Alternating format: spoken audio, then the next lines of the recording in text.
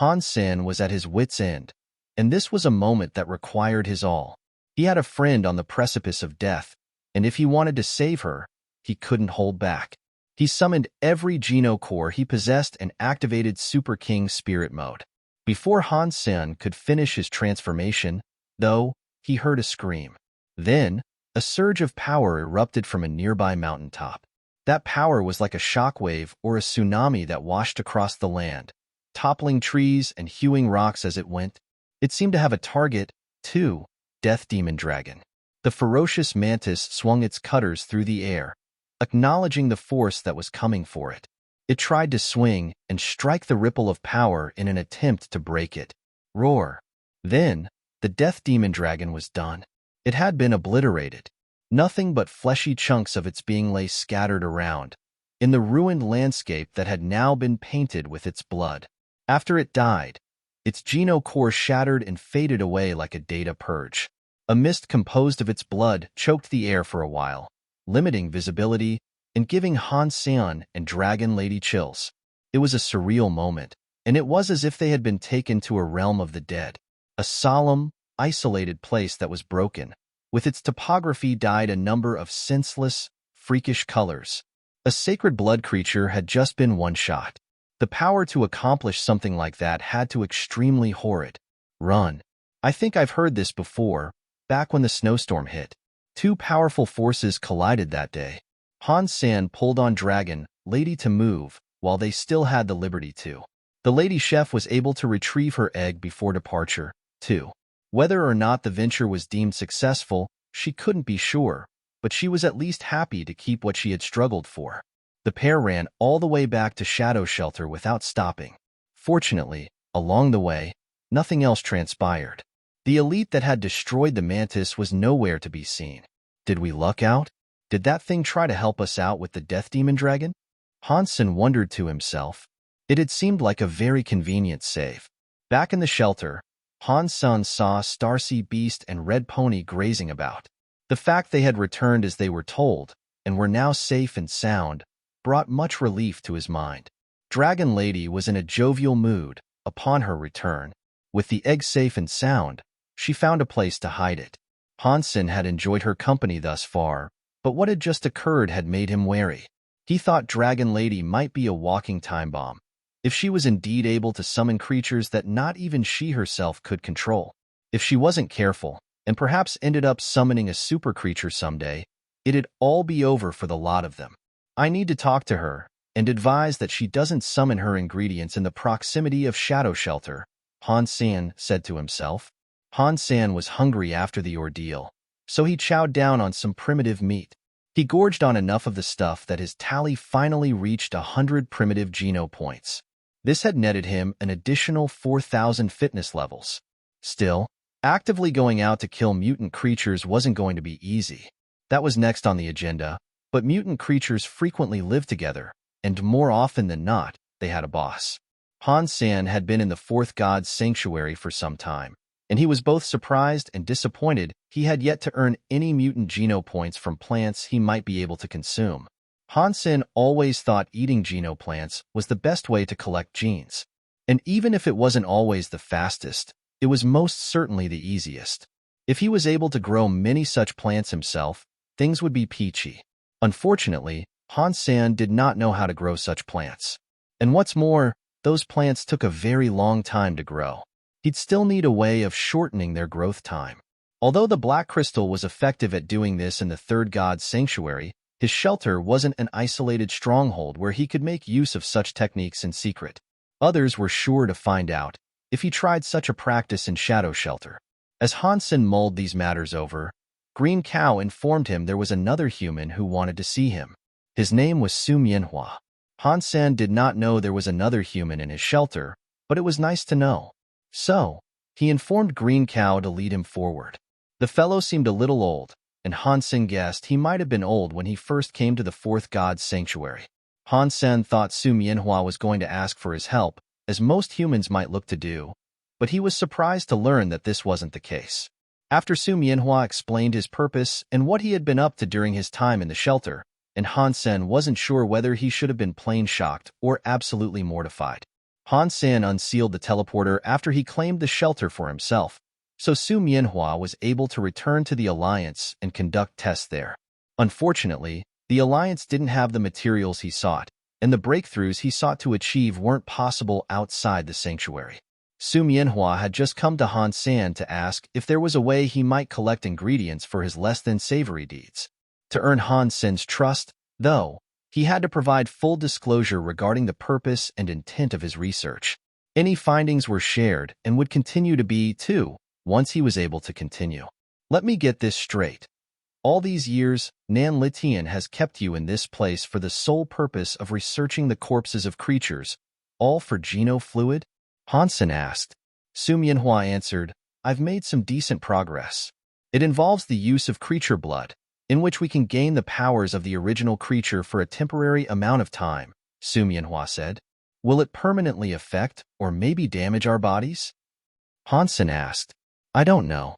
There weren't any other humans around, so I was unable to conduct tests. I have been testing this on monkeys, however. Their bodies do change following injection, and after a while, those changes fade away. Su Mianhua, to his credit, thought honesty was the best policy. He wasn't going to lie about his findings and progress. Does that mean angel gene fluid contains Shura blood? Han Sen sighed. Su Mianhua said, I've heard that theory before, but my research is standalone. I lack sufficient tools and electronics to work on this properly, though. Results still seem to be a ways off. Han Sen then thought to himself, I'm still not sure about Zero getting that genofluid, but I know the genofluid was taken from a Shura grave. Now, with a professional here, maybe there is something more I can learn. Han Sen agreed to provide Su Mianhua some materials so he could continue his research. But aside from the man sharing the results of his efforts, Han Sen wanted lessons on genes as well. Those lessons started right away, and Han Sen was able to grasp the basics fairly quickly. But anything beyond that threw his mind for a loop. Fortunately, a good memory was one of Han Sen's strongest assets. Most of the information he learned was in text, and that helped a good deal. Han Sen wasn't planning on being a scientist or anything. He just thought such knowledge might benefit him in the future. And as such, he didn't have to study the really complex stuff. He just wanted a rundown of the basics. So, while Han Sen occasionally went out to hunt, most of his time was divided between that and these studies. Su Mianhua was very helpful and understanding, too, so much so that he provided Han Sen many notes and informative studies to read and remember. His teachings were invaluable, but it was a broad subject, and Han Sen understood that getting to grips with this stuff would be a long-term affair. And right now, he was invested in learning about the methods of research. After a while Han Sen was observing the Shura genofluid, he noticed something. The purple juice that was called Shura genofluid could be combined with human genofluid, and this mixture would provide users with elements of Shura genes. Isn't that the same as angel gene fluid? Han Sen frov ned. There was a difference, though. Angel gene fluid was created with the blood of Shura, but Han Sen was actually observing the base Shura juice. It didn't list the effects, however. Might Zero be a human who has used it? Han Sen wondered. Finding out would not help Han Sen in any way, but knowing this information was still quite important.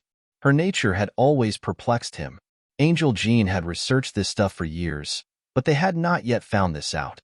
The information was precious. Han Sen could use this information to learn a lot of money, too. Not wanting to do that, though, he hid it and kept it to himself for the time being. Zhao 7 created Angel Gene, but it was a big gig. It took all his time, and as such, he had yet to become a demigod. Whether he wanted to was another question entirely. Becoming a demigod was a serious thing. It was a greater commitment than it was for any other sanctuary.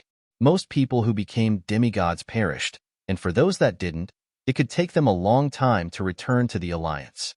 If Zhao 7 was absent for a long time, by becoming a demigod, the entire company could stumble and fall. It was like that all across the Alliance, however.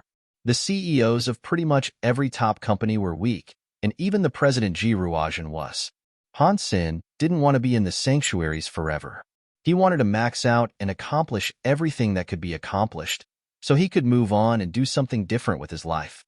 Right now, he was taking some time off. He was at home, and he was planning on making supper for Ji Yanran and his mother. Han Yin was still in the military school, so he could only see her on Skynet. Now that she was the leader of the Hand of God tourneys, and she was the prettiest woman in the Black Hark Military Academy, Han Sen was becoming even more worried over the number of men that might try and court her. Fortunately, Han Yin had the falsified sky powers. If someone did try and hurt her, perhaps from rejection, she'd be able to take care of herself. As Han Sen made food in the kitchen, he heard Ji Yanran return home. "Ah, you're home early. I'm making dinner, but I've only just started," Han Sen said, while wearing an apron. "I was only going to the hospital," Ji Yanran said. "Hospital? Why? Is something wrong?" Han Sen looked at her with much worry. He feared something might have happened to her during his time away, and he hadn't yet been informed. "The doctor said I'm pregnant," Ji Yanran said, followed by a heavy blush. "I'm sorry, what? What?" Han Sen paused and stared at Ji Yanran for the longest time. When he snapped from his daze, he did so with joy. He asked her, "Are you saying I'm going to become a dad?" Han Sen was delighted with this news. He was so happy hearing he was about to become a parent and have kids of his own. "Let me see if he has any movement," Han Sen said with giddy excitement, placing his ear to her belly. Ji Yanran pushed him away and said, "It's a peanut right now. Don't be silly. You won't hear or feel anything. In fact, I've only been pregnant for 2 months. And besides, what do you mean by he? How do you know it's a son?" "Well, we already have Bauer for a daughter. I'd quite like a son I could spoil rotten." Han Sen smiled from ear to ear and went on to say, "Sit down. I'm going to make you the greatest meal I have ever cooked." "You are? What are you making?" Ji Yanran asked. "Grilled pork. It's something I learned from Dragon Lady," Han Sen said. Han Sen eventually returned to the sanctuary. There, he saw a spirit sitting on a chair in the spirit hall. Han Sen had never seen this person before, and upon seeing him, he could immediately tell how powerful he was.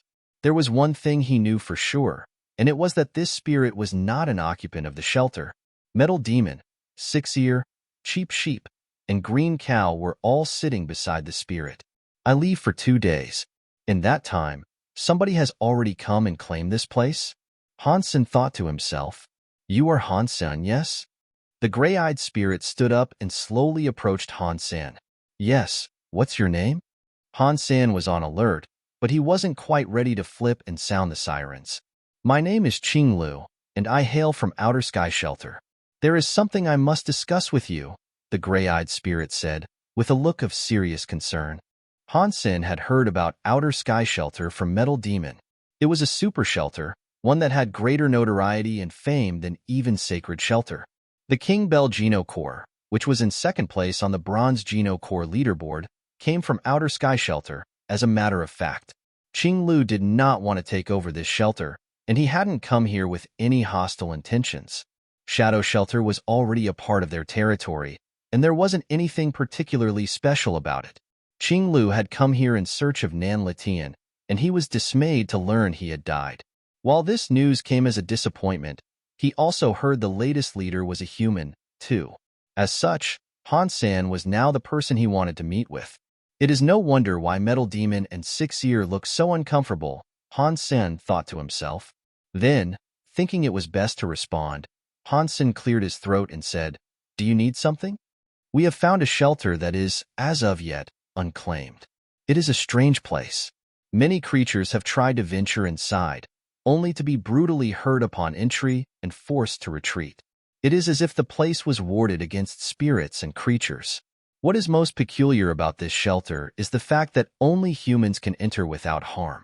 Now that Nan Letian has passed away, the possible task of claiming this place falls to you.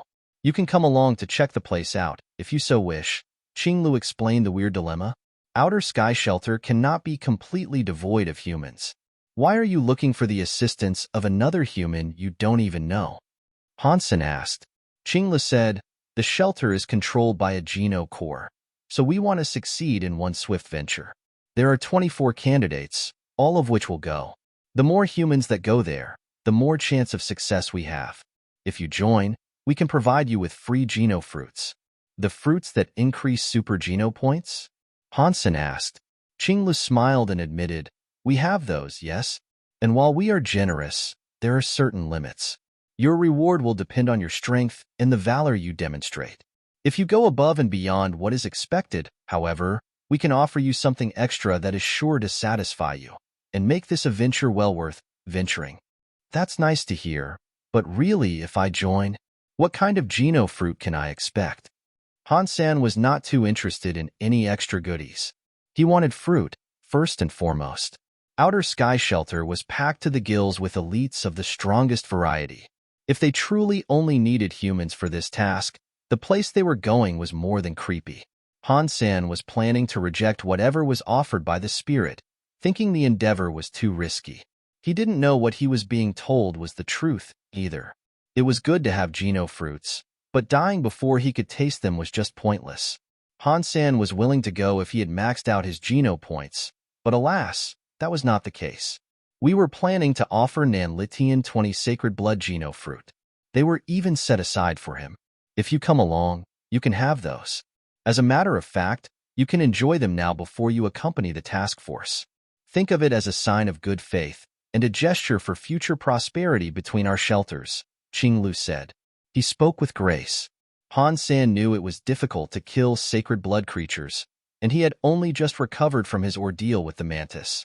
To receive a free 20 sacred blood Geno fruits was rather incredible, but still, he didn't think it was worth risking his life for. So, Han Sen told Qinglu, "Thank you, but no thank you. This price is far too low." "Well, how many would you accept? Like I said, we are generous, but there are limits. Don't give me a ridiculous sum, that is all I ask," Qinglu said. "I only have a bronze Geno core. Are you sure you need me along?" Han Sen really did not want to go, but rejecting the spirit outright was rude. This was one of the many excuses he had prepared. "I know a thing or two about negotiations and diplomacy. You speak as if you really were weak, but you and I both know a simple hick with a measly bronze Geno core is not the sort of fellow who could claim a shelter such as this.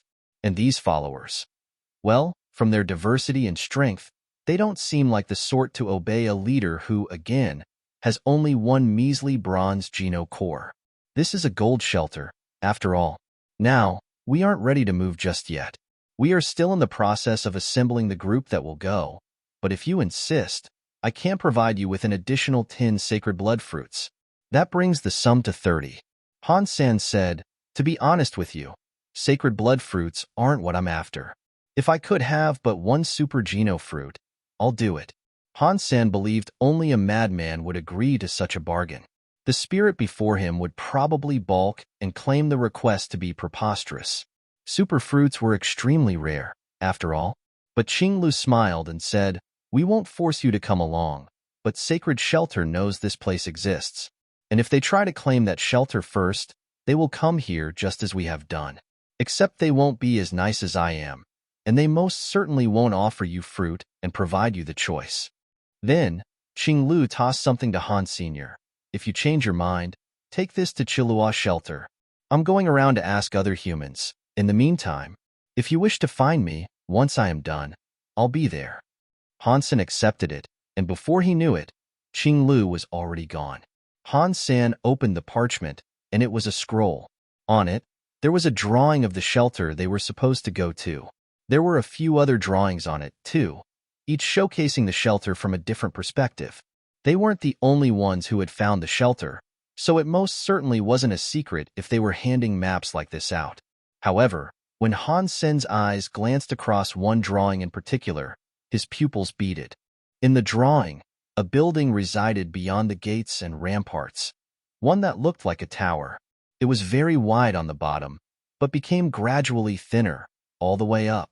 The entire thing looked to be approximately 50 meters tall. What stood out most to Han Sen was the mural that had been wrought into the stone of the construct. It depicted an entity that very much looked like a human. It could have been a spirit or a humanoid creature, but to Han Sen, there was a distinct human-like quality to it that he could not shake. Since humans were the only beings that would not get hurt when entering that place, Han Sen thought that the massive stone drawing most likely really was depicting the human body. That made no sense, though. It was common knowledge that humans had only been in the sanctuaries for 200 years. If that was so, how could there be an aged shelter with a massive mural depicting a human there? What was most important and what was most striking about the construct, though, were the words written upon that mural. They were written in an ancient human language. God has returned. This was the opening line of the Life Door text. As to why text from a Blood Legion technique would adorn the mural of a demigod shelter's wall, Han Sen could not even hazard a guess. Another mystery for the pile, he thought.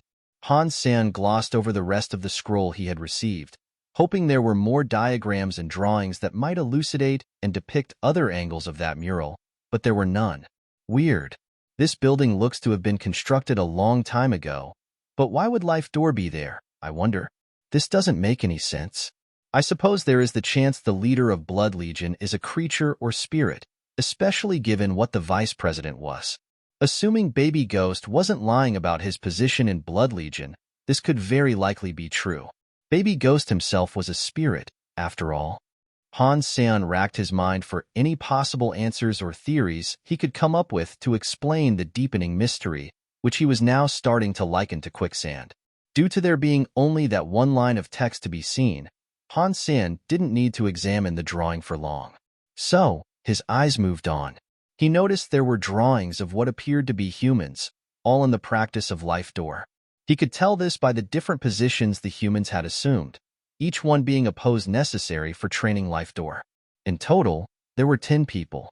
The fourth human he could see seemed to have been depicted with his Life Door opening. The fourth has opened his Life Door, but what about the other 6?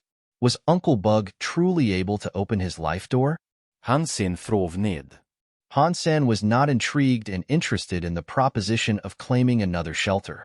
Instead, he wanted to learn more about Blood Legion and Life Door, and that expedition could reveal the answers he sought. Han Sen now knew he was going to be a father, though. So, he decided on not following up with Qingli, despite his lingering curiosity. Perhaps I'll go there once they've done the heavy lifting and managed to secure the shelter. Going now is too much of a risk, Han Sen thought to himself. The matter was settled. Han Sen spent time with Ji Yinran every day after that and practiced his skills vigorously. His fitness level had reached the point where his Geno cores could become silver, but he still needed to obtain the bronze Geno cores of the Blood Pulse Sutra and Super King Spirit. The Blood Pulse Sutra's bronze Geno core, through Han Sen's constant practice, was finally generating. It was simple enough to get one for the Blood Pulse Sutra, but as for getting one with his Super King Spirit mode, Han Sen had no clue how it could come about. That was a power that operated differently, and it was a part of his being. He couldn't truly practice with it. Boss Munbub, we've located a mutant creature, Cheap Sheep chirped, hopping its way over to Han Sen like a grounded cloud. Han Sen flinched, still exhibiting fear whenever he was referred to as a boss by the sheep. He had repeatedly told the fluffy thing not to, but it had trouble abiding. What is it? Han Sen had asked his companions to keep their eyes out for any mutant creatures they came across. It's on Wind Mountain, bub. The sickly thing lives alone, and only comes out during the nighttime, Cheap Sheep explained. Good job. We'll check it out tonight then. Han Sen was grateful. He ardently wanted to kill as many mutant creatures as he could, but their rarity in the surrounding areas was rather dismaying. Cheap Sheep led Han Sen and Bauer to the location where the creature was said to reside. Red Pony and Starsea Beast were too young and underdeveloped to come, so Han Sen left them behind in the shelter. Wind Mountain had a valley or oversized gulch, sundering the mountain into 2 parts.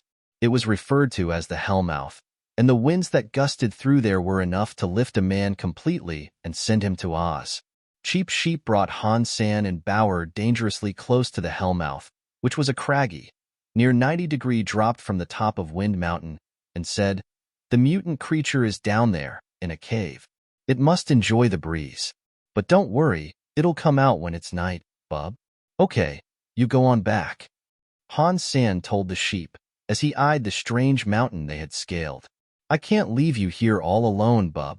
Let me stay and help," Cheap Sheep pleaded. Han Sen knew the sheep was a scaredy cat, and this had to be an act to earn himself some brownie points. "No, you've done enough. Good job finding it. I'll handle the rest." Han Sen, more than anything, did not want the sheepish character to bring him bad luck. His presence almost reminded him of his escapades with the terribly unfortunate Wang Yuhang. Cheap Sheep did as he was told, but he kept on looking back at Han Sen during his departure. He was almost returning down the mountain backwards. Han Sen found a place he could get comfy for a while, and there, he inflated an airbed for himself and Bauer to rest on. They spent the rest of the day admiring the sky. "Dad, is Mom having a baby?" Bauer asked, with a surprisingly serious tone.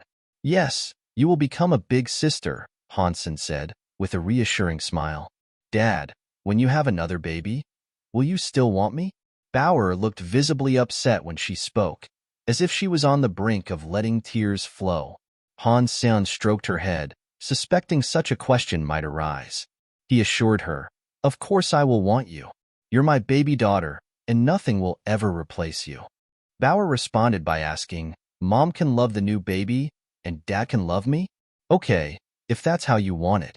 Han Sen paused to think of how he might best explain such a situation to her, and when he decided, he told her, "But there's enough room in all of our hearts to love each other equally.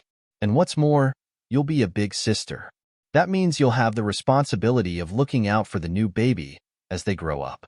I'll jam my gourd up the asterisks of anyone who tries to mess with my future sibling," Bauer proclaimed, clenching her fist and making an upward motion. Han Sen smiled hearing this. But then, he suddenly caught the sight of a big white lizard climbing up the rock wall. It was a 3-meter-long, scaled creature. It really was just like an oversized, albino lizard, save for the strange adornment on its head. It looked like a cauldron of sorts, and Han Sen thought it was the most peculiar thing to see atop the head of a creature that was now scaling a cliff face, in the adversity of the winds that rushed through the hellmouth. When it reached the top, it faced the moonlight. It seemed extra bright on this night, and it obviously enamored the creature. The lizard stood up, soaking and bathing in its silver glow.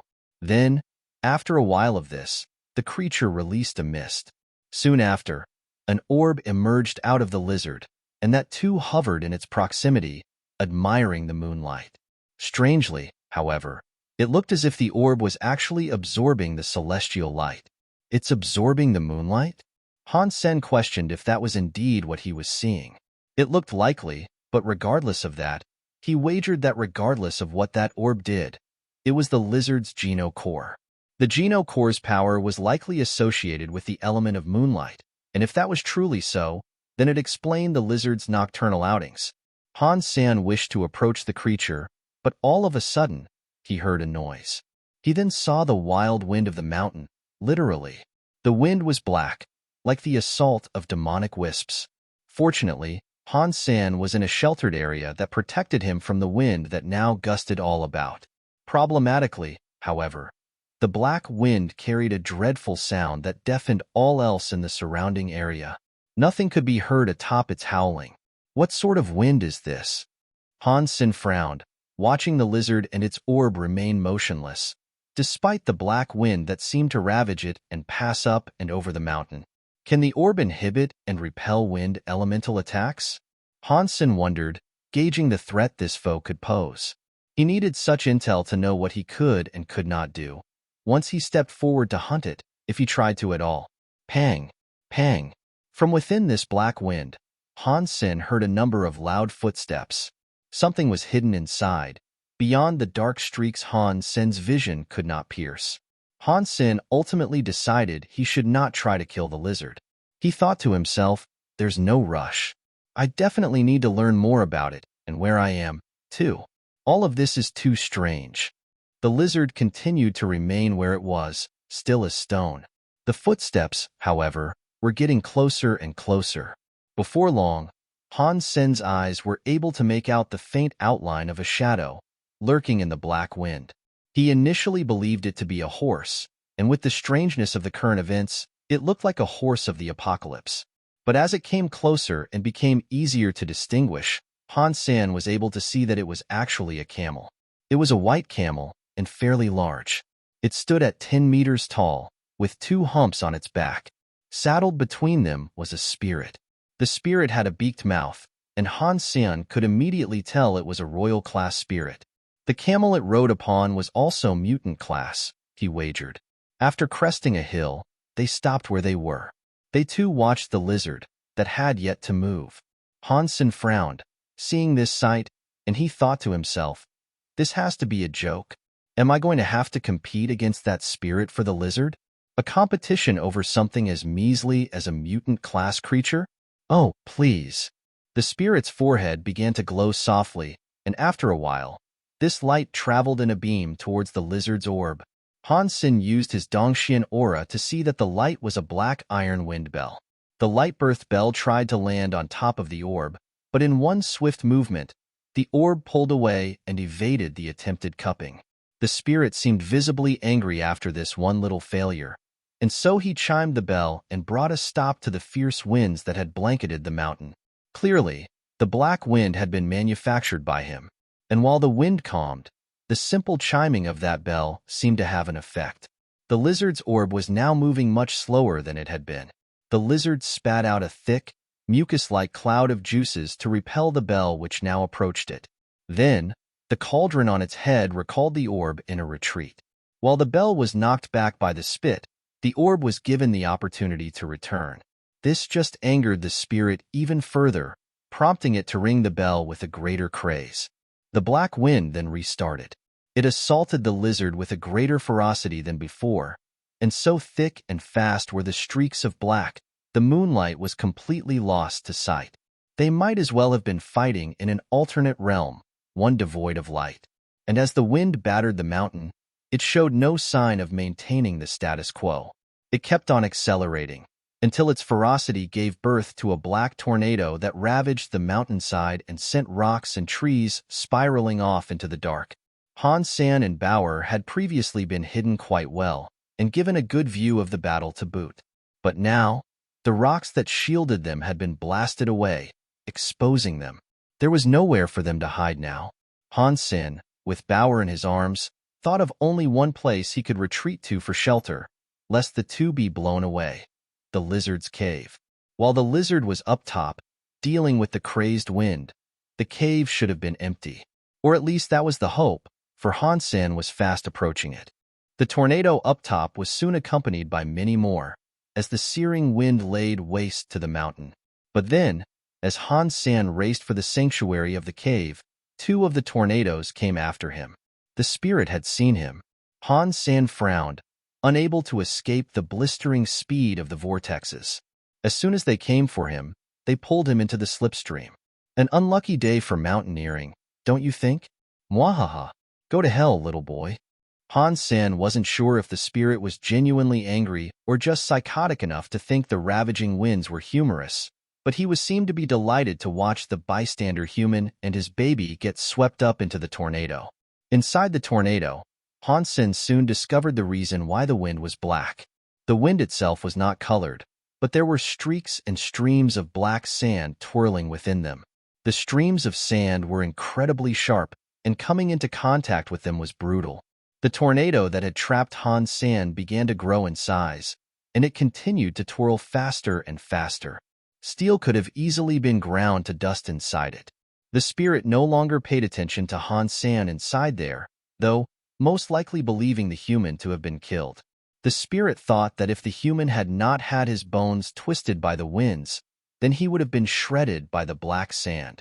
It was a fair belief, too, for no mutant creature should have been able to withstand a single moment inside such a tornado. Fortunately, Han Sen was a touch more adept than the usual creature. He could fly and move in tandem with the twirling vortex to remain alive, but there was not enough leeway to allow an escape, which was what he desperately wanted to do. Then, genius struck. He opened up his bulwark umbrella, and a bubble-like shield protected him from the body-shredding winds.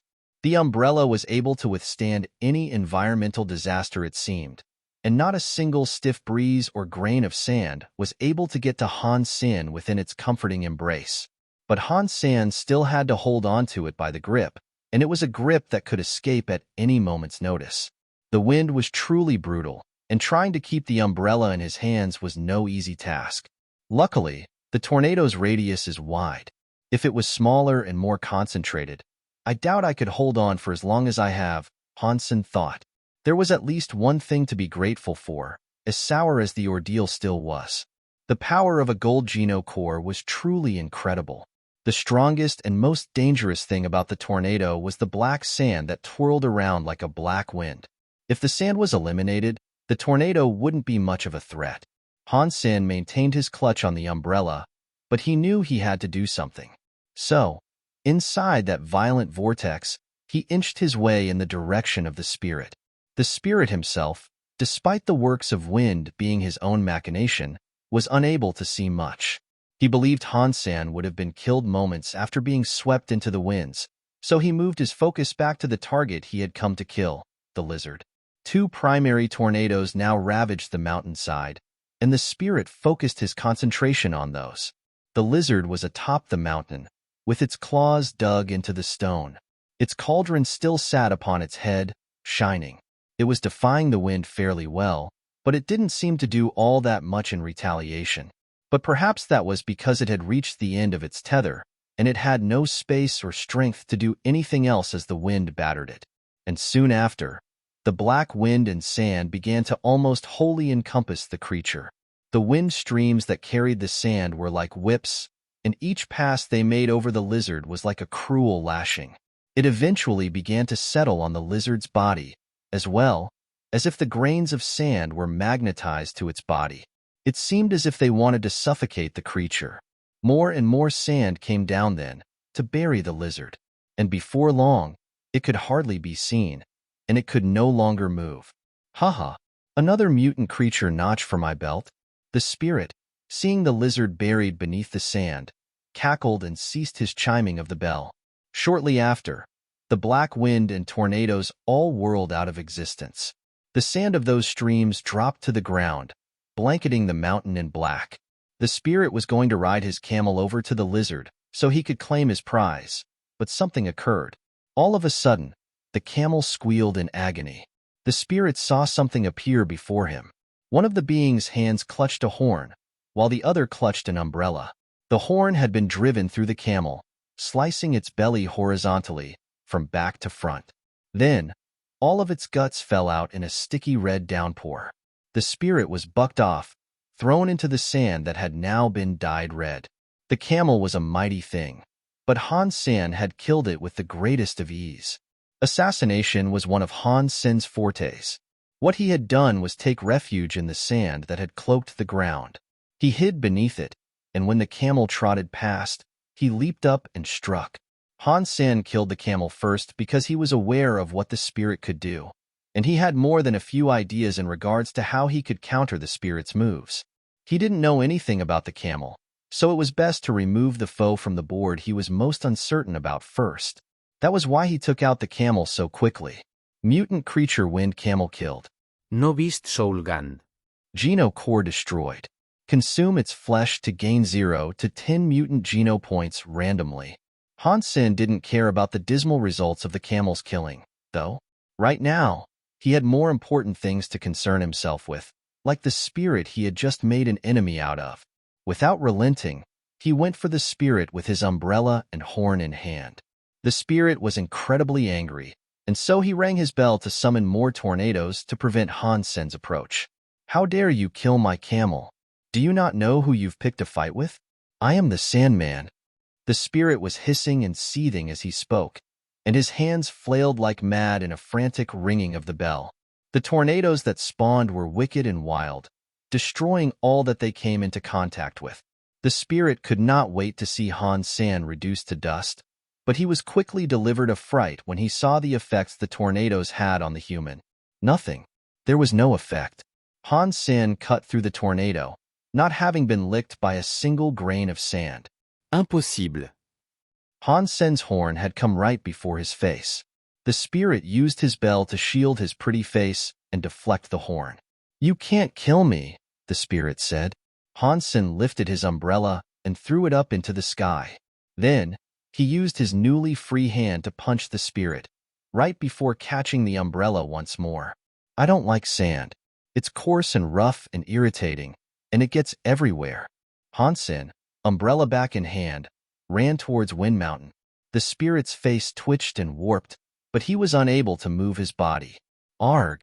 After one brief scream, the spirit's body crumbled into dust. The spirit returned to his spirit stone, but Han Sen expected this. Regardless, Han Sen ventured up to the top of the mountain and began removing the black sand. There was a large mound of the stuff, and after much digging, Han Sen was able to find the lizard that had been buried.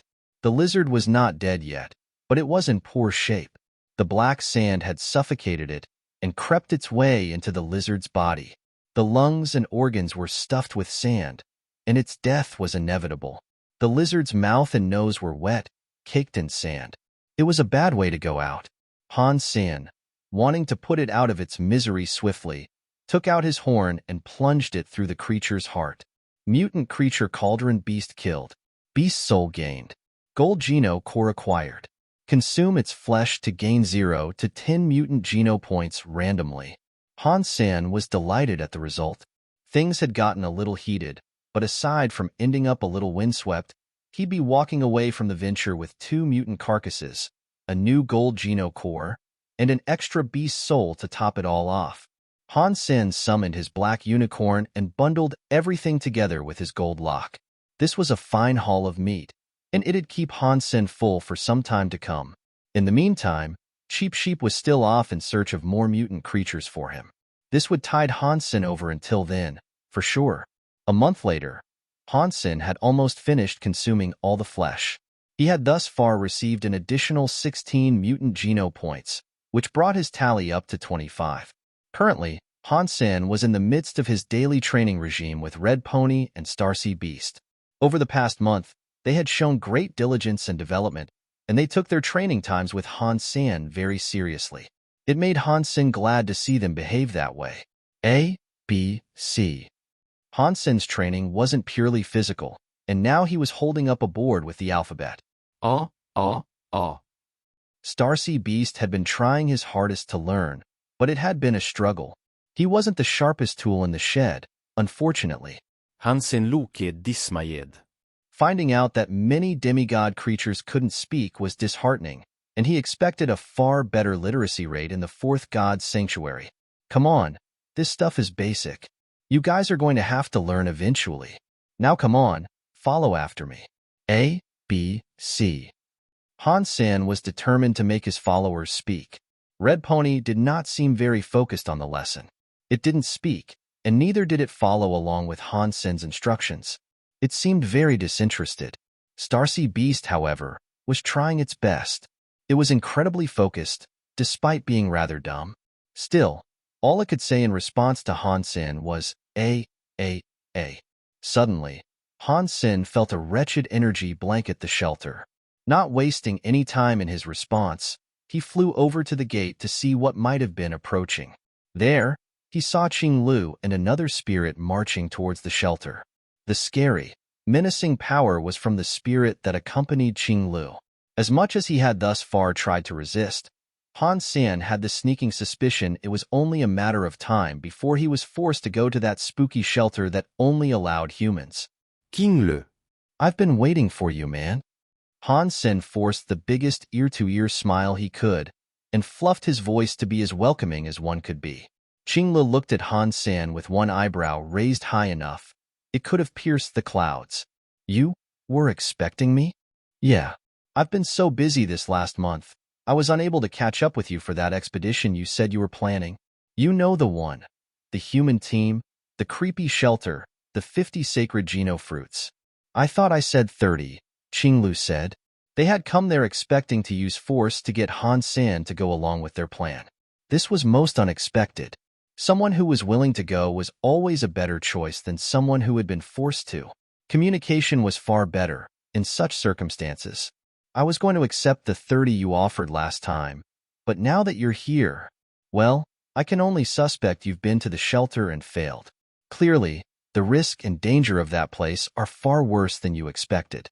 Add an extra 20 for the hazard pay, and I'm your man, Han Sen said. My balls, consider them busted. Oh well, fine, I accept. 50 it is. The other spirit finally spoke.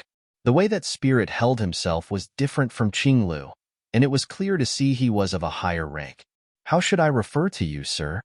Han Sen said, approaching the two in a casual manner. The emperor's sixth son, Yu Xian. The spirit puffed his chest and put his chin up when he said this. Then, he lessened his threatening aura to one that was far more approachable. That's a mouthful. I'm Han Sen. Nice to meet you, Han Sen said. Yu Xian then stepped forward to say, I like cooperating with smart men. Pack up your things and we'll head out. Okay. Han Sen returned Bauer to the alliance, afraid there might be much danger on the road ahead. Particularly so, at their destination. Han Sen didn't bring anyone else with him on that trip. He just went alone with the spirits. On the road, Qinglu and Yu Xian explained many things to Han Sen, and what had occurred in their previous attempt at taking the shelter. They had ended up sending 29 men to that shelter. 3 had returned from that place, in a grievously poor condition. Even those were dead now. A few of those humans even had gemstone genocores, but it hadn't seemed to matter at all. They had all been killed. Sacred Shelter had also sent a bunch of humans, as well. Only one of those managed to crawl out, then later died. It was impossible for them to find a decent pool of humans to try to take the shelter individually, so the 2 shelters had now decided to cooperate for their next venture. Yu Xian, now that I am a part of the Outer Sky Shelter territory, perhaps you could tell me more about what I will be walking into? The more intel I have going in, the better I can perform. Han Sen knew the mission would be dangerous, so he would have preferred going in with at least some semblance of an idea of what he might face. Yu Xian looked at Qinglu, prompting him to speak. He said, Unfortunately, we don't know much about the shelter. And as for what our previous team faced on the inside, there is no proof that can verify the claims made by the 3 who made it out. Han Sen wasn't sure what the implication was, but he frowned. He allowed Qinglu to continue talking, after a pause. The 3 men that returned claimed the same things, but when pressed to elaborate, their explanations for what transpired when they were all killed were different. Still, we were fortunate to hear much of anything, with the pain they were in following their escape. What did they tell you then? Han Sen asked, with a frown. They told us that when they entered, they saw something horrible in front of the palace there. That was where most of the men who entered died. 3 made it out, as we have stated. Qinglu went on to say, but the 3 men described what killed them differently. Han Sen didn't say a word. Qinglu continued, they all said they saw a bronze coffin inside the palace. On this coffin was said to reside a fox or a cat with a red body. They all spoke of this, so we can assume that part to be fairly sound. Han Sen thought to himself, a 9-life cat, maybe? Was the cat alive? Or was it something inanimate? Han Sen asked. If it really was associated with Blood Legion, being a 9-life cat, there was every chance he could survive. Han Sen was proficient with the Blood Pulse Sutra, and furthermore, he was in possession of the pendant. Perhaps the shelter was warded to prevent those who weren't affiliated with Blood Legion from entering. If anything transpired on the inside, the least Han Sen could do was pretend he was a member. I am not sure. The details were sparse, Qinglu said, shaking his head in regret. One of them said a beast emerged and slew everyone there. Another said there was the statue of a beast there, and that everybody simply started to die after they opened the coffin. The other person claimed that, after seeing a beast there, they all started killing themselves. Could they all be hallucinating different things? Han Sen asked.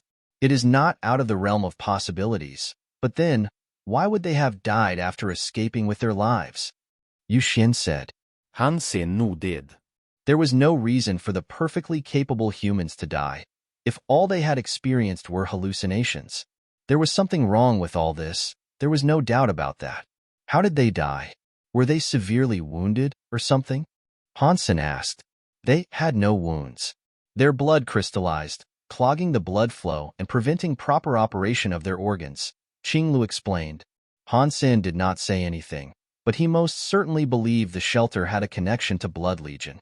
If the red beast or creature there was the 9-life cat, Han Sen was starting to think he'd get the answers he had been waiting for.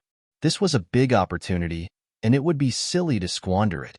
Yu Xian and Qinglu did not take Han Sen to Outer Sky Shelter, and they delivered him to that spooky shelter directly. When they arrived, Han Sen saw 3 humans. They were right, saying it had been difficult trying to assemble a new team. There weren't many humans in the 4th God's Sanctuary, and the ones who had been killed on the last mission had been reported as missing in the Alliance. It was a spectacular feat, knowing they had managed to assemble nearly 30 humans for the last venture. But that also made it profoundly upsetting, learning what had occurred to each of them. It was difficult finding more humans to replace those that were lost, and it'd take a lot of time for the shelters to recover that number. And what, please tell me, was the point in bringing a bronze Geno Core human on this expedition? A female spirit scoffed, while looking at Han Sen with her nose upturned. Yu Xian was very polite to her, despite her tone. He said to her, "Sister, you know finding humans has been difficult for us all, after what last transpired. He is willing to try, so why not allow him?" The female spirit smiled, then, and said, "Mr. Li, your allies may not be the hardiest, but I pray you are successful." "I'll do what I can," Mr. Li said, with a coarse voice not so different from tone grunts. Han Sen looked at this Mr. Li, who was a human, and observed him. Han Sen was surprised, seeing a human garner such respect. The woman's spirit seemed to hold him in high regard. The man looked to be in his 30s, and he'd undoubtedly be an accomplished fighter. Just like Han Sen, he was hiding the true extent of his power. The female spirit almost spoke like a student would before their master. Next to Mr. Li were another two humans. One was old, and the other was young. They were both very powerful, from the look of them, and it was highly likely they possessed gemstone Geno cores. The two of them stood next to Mr. Li like bodyguards, though, clearly, Han Sen would be the odd man out. Han Sen thought to himself, "It looks like this Mr. Li really is well respected. He and the others must be the big guns of the spirits. They're at their wits' end, trying to secure this shelter, and it is highly unlikely they would call upon such strong humans unless this was their last and only shot. If these three really are that powerful, though, how come I've never heard of them before?" Han Sen waited at a camp near the shelter for 2 days, before the expedition was set to begin and they could leave for that enigmatic construct. He was able to see the shelter faintly. From the distance the camp had been established. The entire time they were there, an eerie fog draped the serrated walls and ramparts, pooling over to drown the grounds they stood upon. "Little brother, when you are in the shelter, I advise you to stick close," Mr. Li said. Approaching Han Senator, there was a surprising concern tinting his unusually gruff voice. Han Sen replied, "Yes, will do. We need to look out for each other in there. Our numbers have diminished more than enough." The demigod Su Yiming chimed in, saying, "Stick close so we can protect you, and you don't get in the way." That's what he means to say. You'll be a hindrance if you do anything more. Oh, that is what he meant. It's nice to have a translator by his side. Thank you for the clarification. Han Sen knew Mr. Li's phrasing was an attempt at putting it lightly. Mr. Li smiled and said, "Can the chatter? We work hard. All of us. We're in this together." Yu Xian and his big sister Yu Miao led the humans across the still plains to the shelter and left them near the gate. Han Sen believed he'd be able to see things with a lot more clarity upon nearing the place. That turned out to be an incorrect assumption. When they reached the shelter, another group arrived. Amongst them were that woman and her dog. "Goddess, you're late," Yu Miao said. Before she responded, her dog snapped, "A doggo is never late, nor is he early. He arrives precisely when he means to." Han Sen observed the humans that had accompanied them, and he noticed that 2 of them were extra strong. He believed they were also in possession of gemstone Geno cores. The dog sniffed Han Sen, then said, "Pa, you guys crack me up. You've enlisted a human with a bronze Geno core? You think he'll help?" "Ha ha. More people always equal a greater sum of power," Yu Miao said, in surprising defense. Han Sen then realized why Goddess and her dog had come to Shadow Shelter. He assumed they had gone there in search of Nan Letian. Little did they know, he was dead. Deeming Han Sen too weak, they hadn't bothered recruiting his replacement. A weakling in a group is a weakling still. "Regardless, let's proceed," Goddess said. Yu Miao allowed the humans to meet and greet and ready themselves for entering the shelter. When the first streaks of sunlight beamed over the distant mountains that dressed the horizon, they could see the shelter a little more clearly, and some of the fog that spilled over the walls boiled off. In total, there were 9 going into the shelter, Han Sen included. Outer Sky Shelter's people consisted of Han Sen, Mr. Li, Su Yinming, and Old Xiao. Sacred Shelter contributed an additional 5. Their names were Wang Zhao, Zhong Sanxiao, Yu Jiyu, He Ji, and Xiao Youyu. Mr. Li was the leader of Han Sen's sortie, whereas there was a joint leadership for Sacred's collection of people, in the form of Wang Zhao and Zhong Sanxiao. There was a surprising amount of uneasiness creeping between the two teams, despite them all being humans and in a precarious situation that would require cooperation. It seemed as if there'd be fierce competition once inside. Han Sen wasn't too surprised, though. Whenever something was up for grabs, people of different factions were prone to compete. Little Han, don't draw too near to the mist. For all we know, it might reach out and grab you, Mr. Li kindly advised. Han Sen thought to himself, Yu Xin and Qing Lu did not mention that the Dongxian aura would not work here. Mr. Li, might we be forced to retreat if the mist grows thicker and becomes too heavy? It already hangs in the air like a suffocating mucus, Han Sen asked. Mr. Li replied, saying, it should lighten during the afternoon. The mist will return and thicken eventually, blocking our exit, though. It isn't a normal fog. Once we enter, we won't be able to return until the next day. Yu Xin and Qing Lu hadn't mentioned a single thing about this to Han Sen. It seemed clear now that Han Sen was the one going in with the least knowledge. He wasn't sure why he had not been informed as much as he could have been, but it wasn't fair to put him in such a situation. Han Sen chatted a bit more with Mr. Li, and he realized they were the only two talking. The others were dead silent. Once they were done talking, he noticed that the gate of the shelter was slightly ajar. Han Sen thought he might be able to see the life door with a peek beyond, but the fog was incredibly thick inside. His vision couldn't pierce the gray. It's just us now. Stand easy, Mr. Li said, turning to face Wang Zhao after the spirits left. If we're to go in and make it out alive, it's best we pool our knowledge and come up with some sort of a plan. Cooperation is in our best interests, gentlemen. I agree, Wang Zhao responded. None of them had been in the shelter before, so everything they knew was told to them by their superiors who were spirits.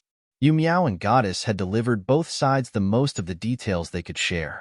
After the discussion, the desire for competition settled to a hardly noticeable simmer. The two human teams had merrily converged into one, wanting to cooperate and ensure survival, first and foremost. They approached the shelter together, with surprising unison. After hearing them talk, Han Sen had managed to learn much he had not been told before, concerning the shelter. Qing Lu had told Han Sen the humans reached the coffin with little to no trouble, but he had in fact glossed over the fact they were almost all practically at death's door by the time they got that far. With all this additional knowledge and a mental map formed, they decided a route they should all take. Han Sen only had a bronze Geno core, so he was not allowed any input. No matter which way they went, though, their course would take them past the tower Han Sen had studied on the scroll he had been given by Qing Lu. And according to Mr. Li, that construct was an extremely dangerous place to venture. Han Sen followed Mr. Li closely, as they all entered and ventured between the narrow pathways of the shelter. They said that as long as they did not approach that one construct, their passage would mostly be fine. Still, that was no reason to shirk caution. Everyone was on high alert, and their eyes remained peeled for the slightest foreign motion, intently scanning every new viewpoint they could. This was not a place they could afford to let their guard down. The mist was encroaching on their right, so they sidestepped to skirt a few buildings on their left. They eventually got within 10 meters of the tower. Just like the scroll had depicted, the mural upon the construct displayed 10 humans. Well, he may have been scant on details, but at least Qing Lu wasn't outright lying to me. The worry in Han Sen's heart lightened a bit, and his pace quickened, upon learning that the authenticity of the drawings checked out. When they saw the other side of the tower, though, they were all struck with a gut-punching shock. There were 3 people in a sitting position, except they were dead. Eerily, it was as if they had been placed there. Han Sen was easily able to understand why Mr. Li had told them to exercise caution around the base of that tower now. Whoever approached might have very well been killed. Han Sen examined their bodies the best he could. From the distance he was standing, he was unable to determine a cause of death, and the bodies hadn't been ravaged in any way. But there they were, lifeless and sitting. Han Sen did not know why they were in such a position, and while it would have been a ghastlier sight to see a few corpses mutilated or decapitated, it would have at least been easier to suspect what sort of foe might be awaiting them. This was unsettling, and it made the group even more wary for what might lie ahead. Their stomachs were churning. Eventually, his eyes turned to the mural above. He studied the images carefully, hoping to glean as many details as he could. He was viewing another side of the tower now, and there was text just like what he had seen in the drawing. The text, however, did not offer an excerpt from Life Door as the first did. My life is my life.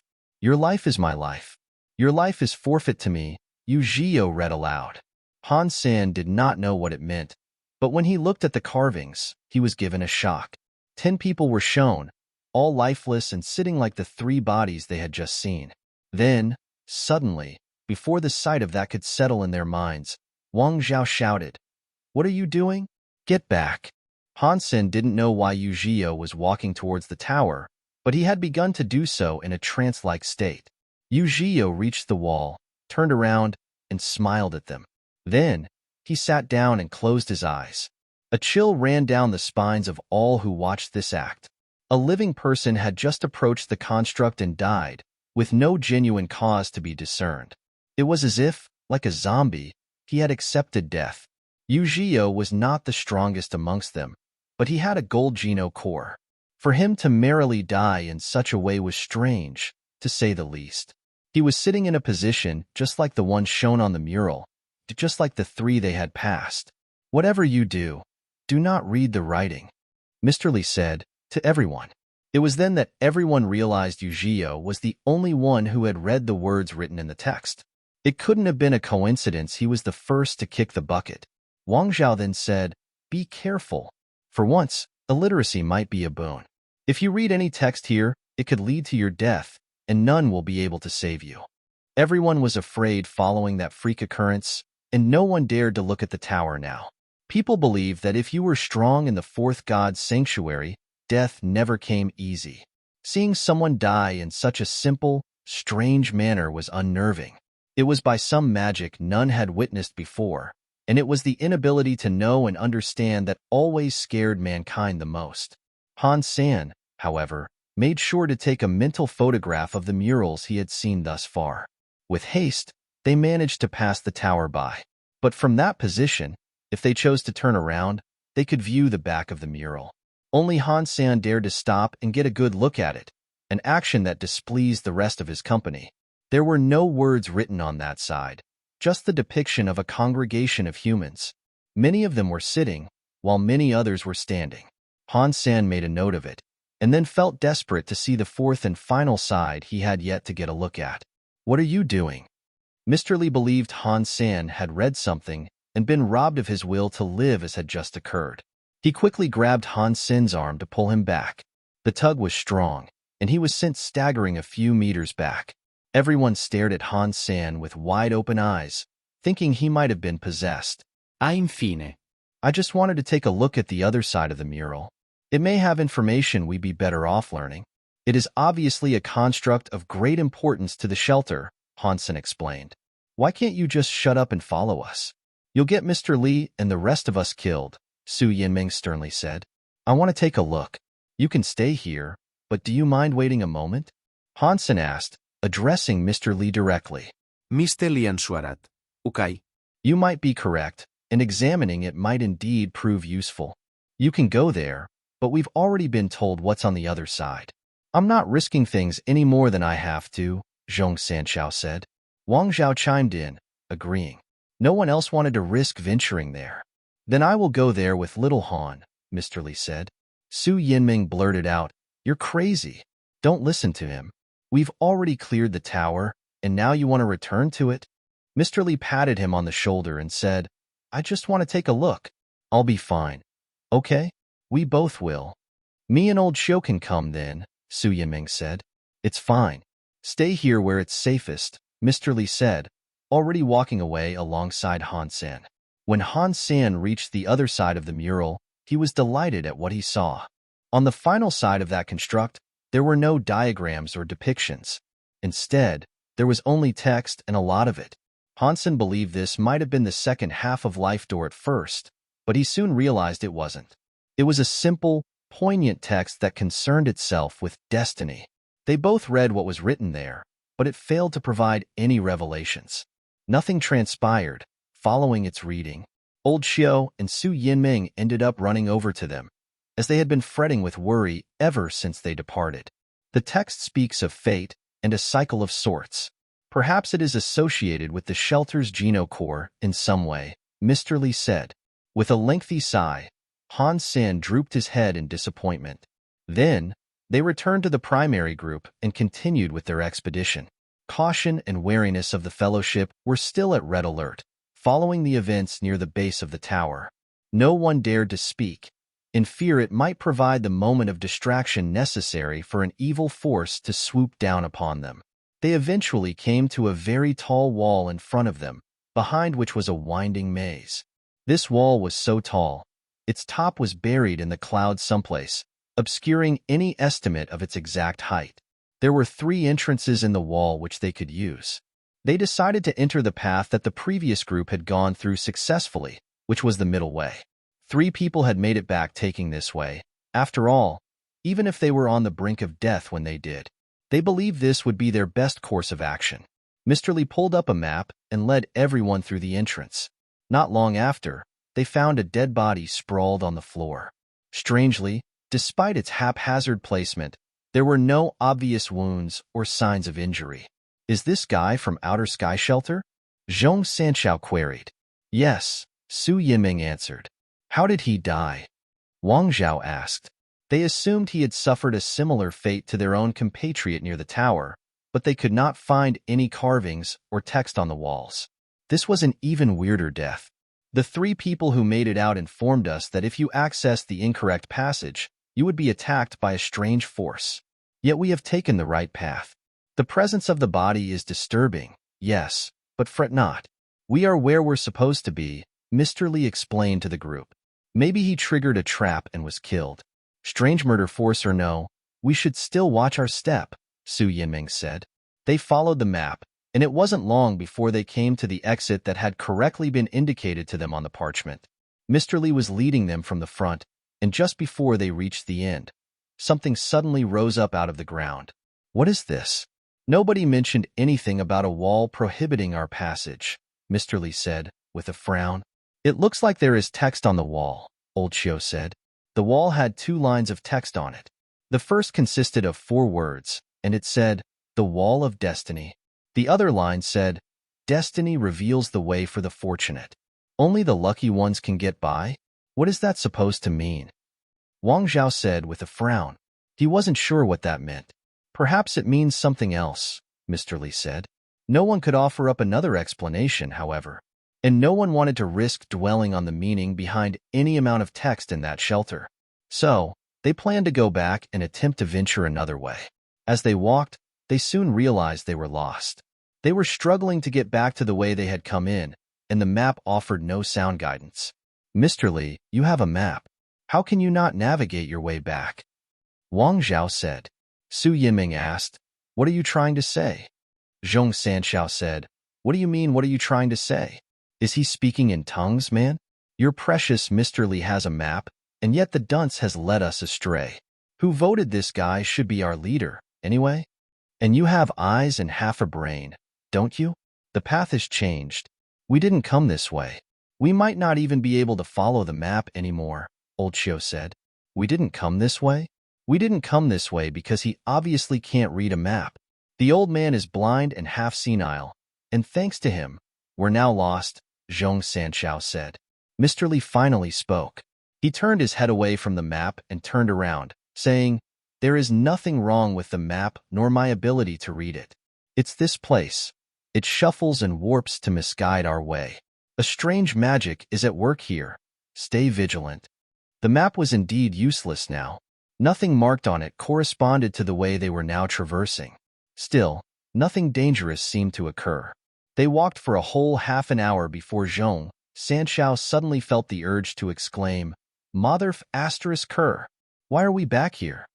Everyone looked at him, and then saw what he was referring to. There was a wall with text upon it, one that read, The Wall of Destiny. It looks like we have to go past this wall somehow, Mr. Lee said. This place is F***King cursed. Game over, man. Game over. Zhong Sanshao spat on the floor, beginning to lose his composure to the nagging worry that gnawed on the minds of them all. Let's take a timeout for a minute. We need to figure things out a bit. Mr. Lee gestured for everyone to take a load off and relax for a bit. Everyone sat down then, bringing out a bite to eat. Han Sen brought out a sacred blood Geno fruit to munch on while he studied the wall. When he was finished, an announcement played. 9 sky fruit consumed. Sacred Geno point +1. Han Sen brought the 50 fruits he had been given by Yu Xian inside the shelter with him, bringing them along as food to sustain him. Just one of those fruits could keep a man's belly feeling full for a number of days, so if they were to get trapped inside the shelter for any reason, Han Sen would be able to keep himself going for quite some time. Han Sen munched on one while examining the Wall of Destiny, then he frowned. He remembered one of the creepy mural sides mentioned something about luck, destiny, and a cycle. According to what that text said, it was not supposed to be difficult to determine whether or not a person was lucky. Do you need luck to find a path that bypasses this wall? Han Sen wondered to himself. After the break was over, Wang Zhao suggested he should take the lead, map in hand. There were no grand objections, and Mr. Lee thought it best for him to see for himself that the map was of no help now. And that was exactly what came to pass. Before long, Wang Zhao's fruitless guidance had brought them back to exactly where they started, the Wall of Destiny. They did this many times after that, and they didn't encounter any danger. The only thing that threatened them was frustration, for no matter which way they walked, they always ended up back at the Wall of Destiny. They had obviously been trapped there, and there seemed to be no way out except one that involved flying. However, they did not dare fly. That seemed like an obvious way to skip the challenge, and they might be subject to punishment if they attempted to cheat in such an obvious fashion. But that meant they were stuck, and it seemed as if they lacked the luck needed to escape. Most people who had come to this shelter had been forced, after all. That in itself was brought about through misfortune and being plain unlucky. Yu Zhiyo's death still hung over them, stoking the fires of their fear. Wait a minute, it's a wall. Why don't we just smash through it and bring it down? Su Yiming said. Don't be reckless. That might seem like an obvious way to get through, but do you think the creator of this wretched place didn't think of that? You might get yourself killed. Mr. Lee stopped him, and then he asked Han Sen, Little Han, do you recall what was written on that mural we want to look at? I remember excerpts of it, yes, Han Sen answered. The others leaned in closer to hear what was spoken between the two, as they had all been absent for what was now being discussed. Mr. Lee cleared his throat before addressing the others, and he said, Destiny and a cycle, including the need for luck and its breaking. We seem to be in some sort of loop, so if luck is what we need, it should not be difficult for us to discern which one of us has the most. Wait, are you suggesting we find the luckiest amongst us and have them open the wall? Wang Zhao asked. Mr. Lee nodded and said, we can't get out via any other means, so for now, it seems like a sound suggestion. Zhong Sanshao then balked, but asked, and how do we find out who the luckiest amongst us is? Toss a coin? The text said a person with much luck can obtain stuff others usually cannot. It's sort of like the lottery, Mr. Lee explained. Did you see any lottery ticket vendors in this maze of doom? Zhong Sanshao scoffed. No, but we can do it ourselves, Mr. Lee said. Okay, we're stuck in here no matter what we do, so we might as well try this, Su Yiming said. If this is the only way, then sure, Wang Zhao said. He then proceeded to pull out a notebook and tear 8 pages from out of it. He wrote the word luck on one of the sheets of paper and said, whoever gets the one with the word luck can open the door. Everyone else pick. I'll choose whatever is last. After that, Wang Zhao placed the 8 folded pieces of paper in a bag and shuffled them. Then, he said, who wants to go first? The person who went first would have the slimmest chance, but everyone doubted this method would work, anyway. If no one wants to try, then I'll go first. Old Xiao went to the middle and picked up a piece of paper. There were no words on it, so the chances had been reduced to 1 in 7 now. I'll go second, Xiao Yu said. After grabbing a sheet of folded paper, his face changed. The paper had the word luck written on it. Liu Yu, Liu Yu was Wang Zhao's best friend. This is fate. I am sure it will let me live, Xiao Liu Yu said, with a wry smile. Just be careful with whatever you have to do, Wang Zhao said. It was impossible for him not to go forward, as they had all seen him beat the odds and take the winning piece of paper. He seemed like the luckiest, and as such, the prime candidate to try to access the way forward. Even those from Sacred Shelter would have forced him to go, and being best buds wouldn't change this.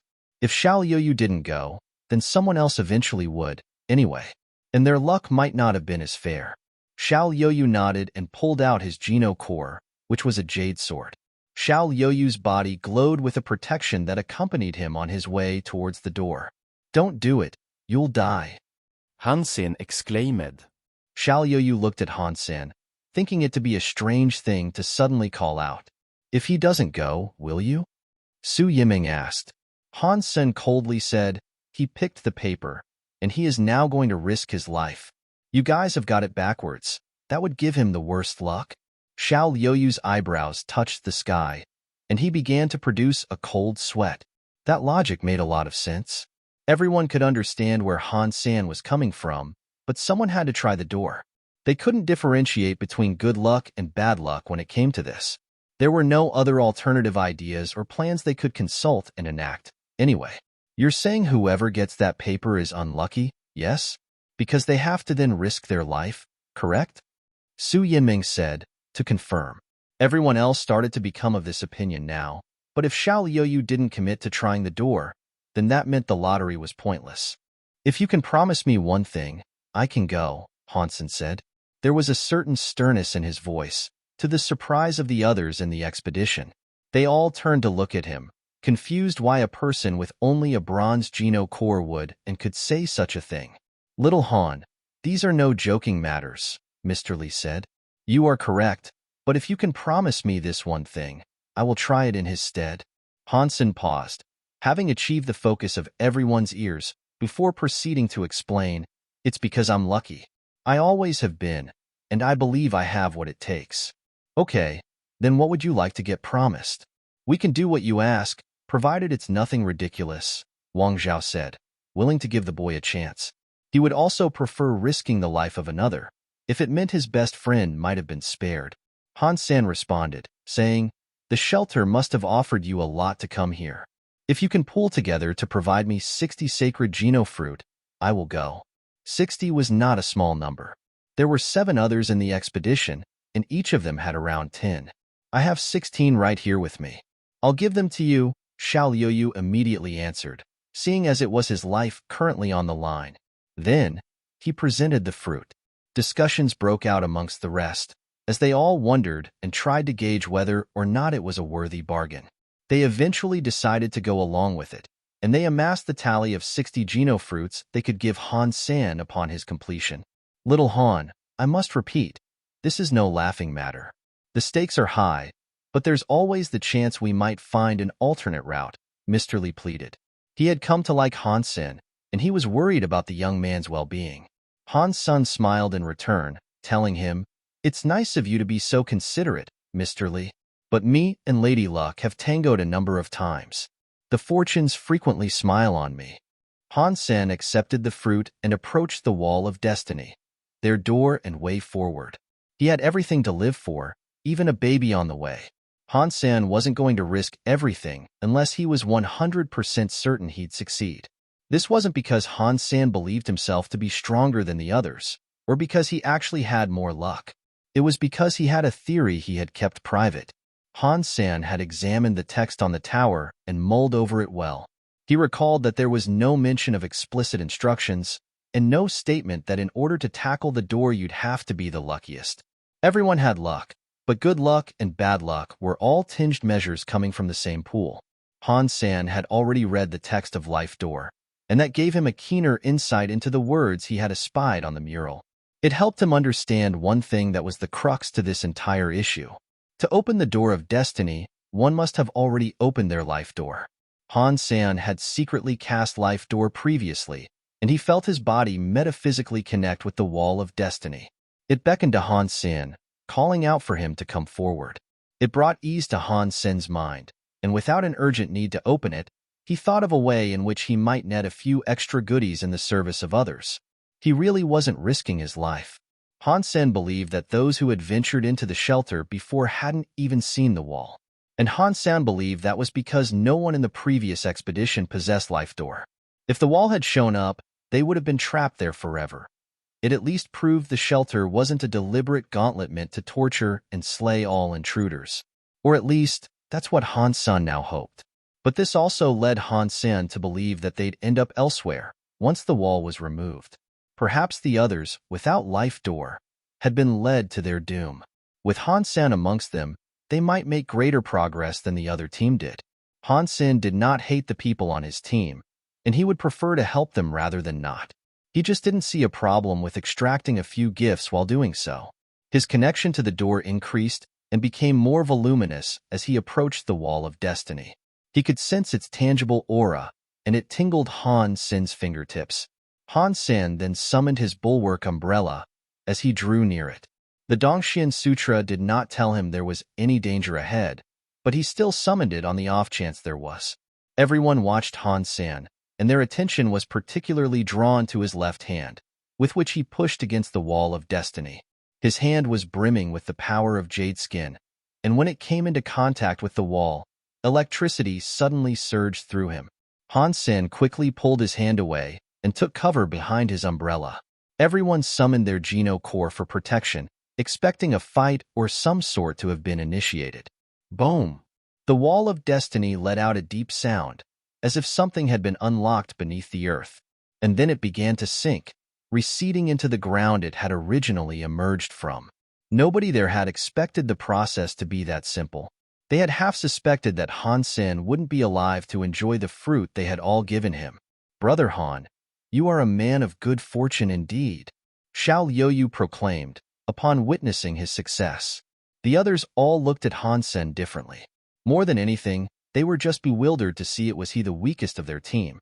Yet he had solved and sorted out their biggest issue in the shelter thus far. There was the sneaking suspicion amongst a couple of them, though, that the entire wall obstacle had been a bluff, and that guts, rather than luck, were needed to near it, touch it, and open it. "Yeah, it was all luck," Han Sen said, as he marched forward to the exit of that maze. Han Sen wasn't going to tell them the true reason he was able to remove the wall. The electric shock he had received from the door, however, seemed to have a lasting effect.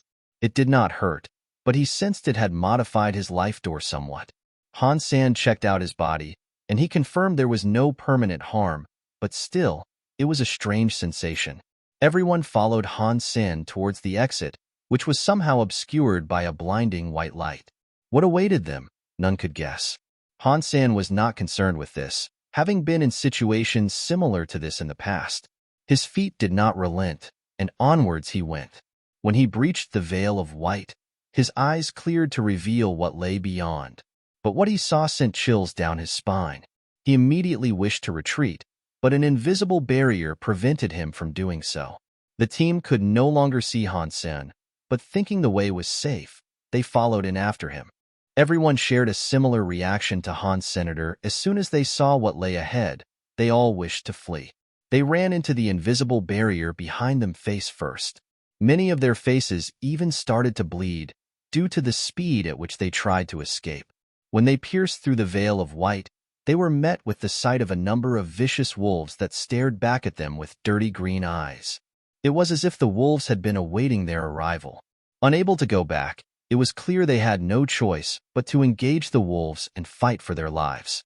Han Sen remained silent amongst the rallying cries of his teammates, and he simply maintained his clutch on the bulwark umbrella as he lifted it against the wolves that leaped towards him. The wolves charged with a greater ferocity and a more intimidating presence than a mania-driven bull. Their fangs and their nails were like blades, itching to sink into the first victim they could. Han Sen held the umbrella to block the initial strike of the first wolf that came for him. The strength and force of that wolf sent him stumbling back quite a bit before he regained his composure. Fortunately, the umbrella was as hardy as it always had been. It held strong and did not break. But it was clear to the crew that the wolf pack was in a league above them. As much as they all wished to stand their ground and battle the wolves, they knew it would be a futile fight.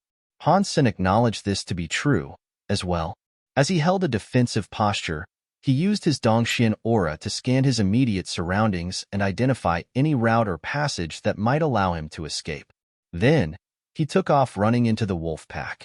With his Dongxian movements, he managed to sidestep and evade every attack that came for him, until he was clear of the pack and could duck into the clearing on the left. He was racing towards a plaza that had held a number of statues. With everyone else engaging the wolves, drawing the majority of them away from Han Sen, he was easily able to make it there. When Han Sen entered the forest of statues, he took cover and began munching on as much fruit as he could. Slowly, his sacred Geno points increased, and he cramped the muscles of his torso to speed up digestion. After eating a hearty sum of them, his sacred Geno point tally increased by quite a lot. He would be a lot more comfortable battling the wolves in such a condition. From what Han Sen could tell, there was one person missing from the group of humans that were behind him, still fighting the wolves. That person was Mr. Li, and as much as he might have wished to seek him out, Han Sen had problems of his own. Like coyotes trailing blood, the wolves had sniffed him out, and unless he got moving to secure his own safety, he'd be doggy chow.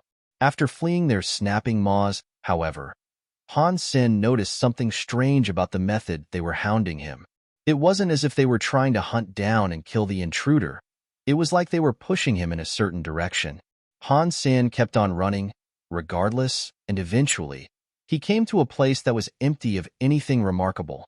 This was, of course, bad. It was a plaza devoid of anything, removing the possibility of him taking cover.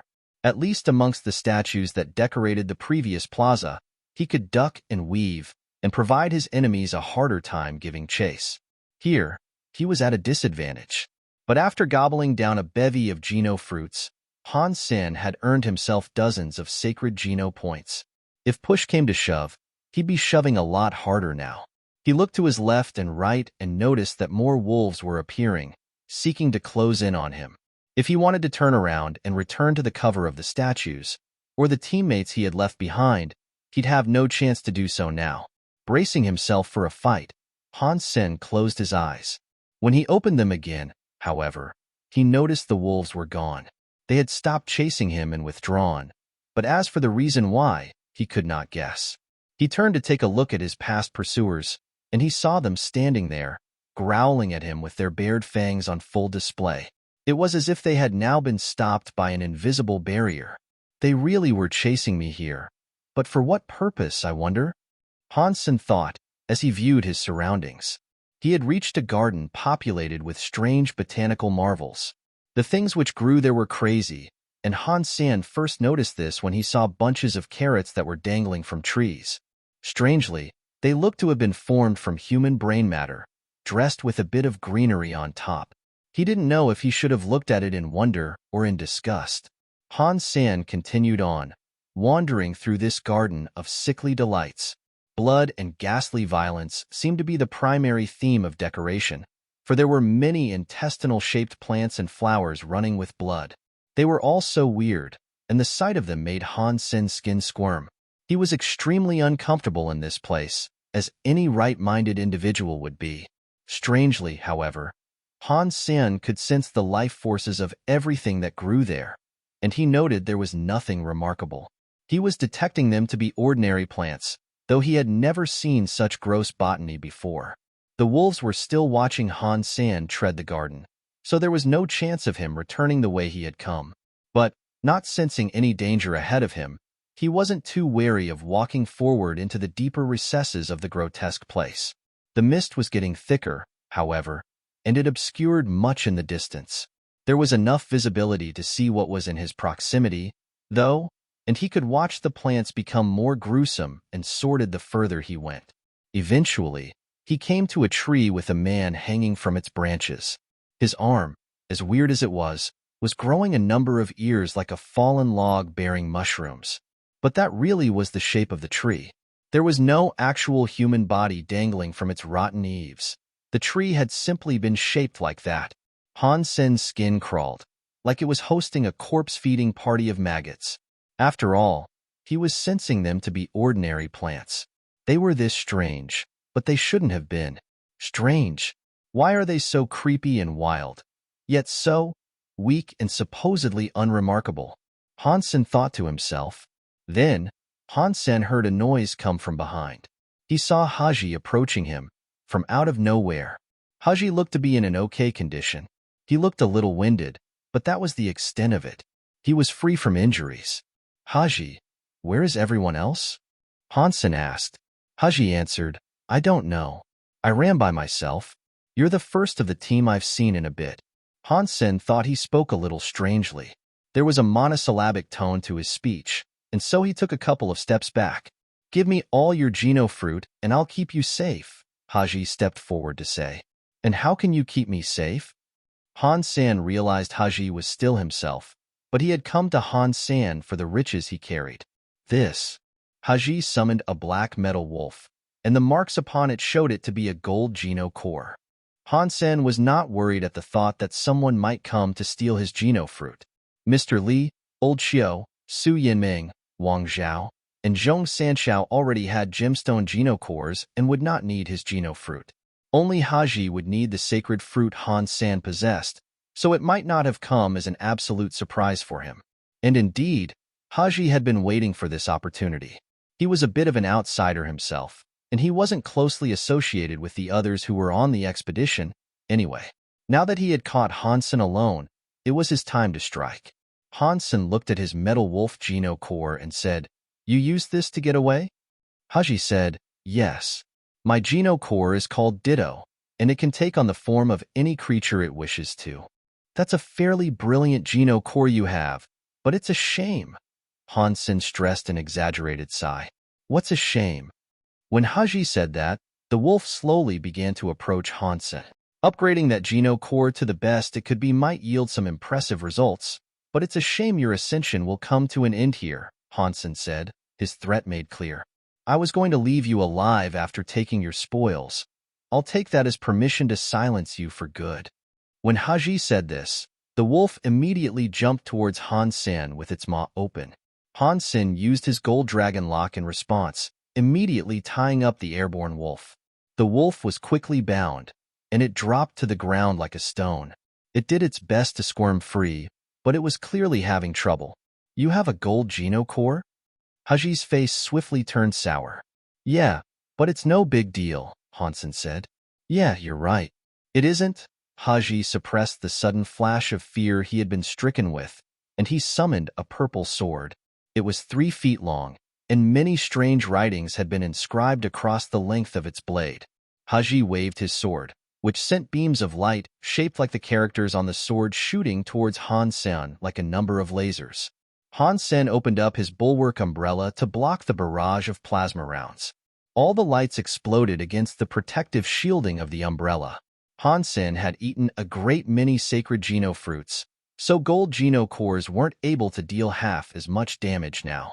How have you managed to obtain so many gold Geno cores? Haji thought the umbrella was a gold Geno core, too. It was only bronze, but that spoke volumes about its efficiency. Han Sen did not respond, though. He simply summoned his crystal core and tossed the egg at the unsuspecting bandit. You were lying this whole time. You are a liar, a big fat liar. You are a demigod with gold Geno cores. Haji was angered by his mistake, and he swung his sword towards the egg that was headed his way. The crystal egg was able to dodge each and every plasma round headed coming towards it, prompting Haji to swing his sword directly at it. Pang! The sword beat the egg down to the ground, but it ricocheted off the floor at an even greater speed.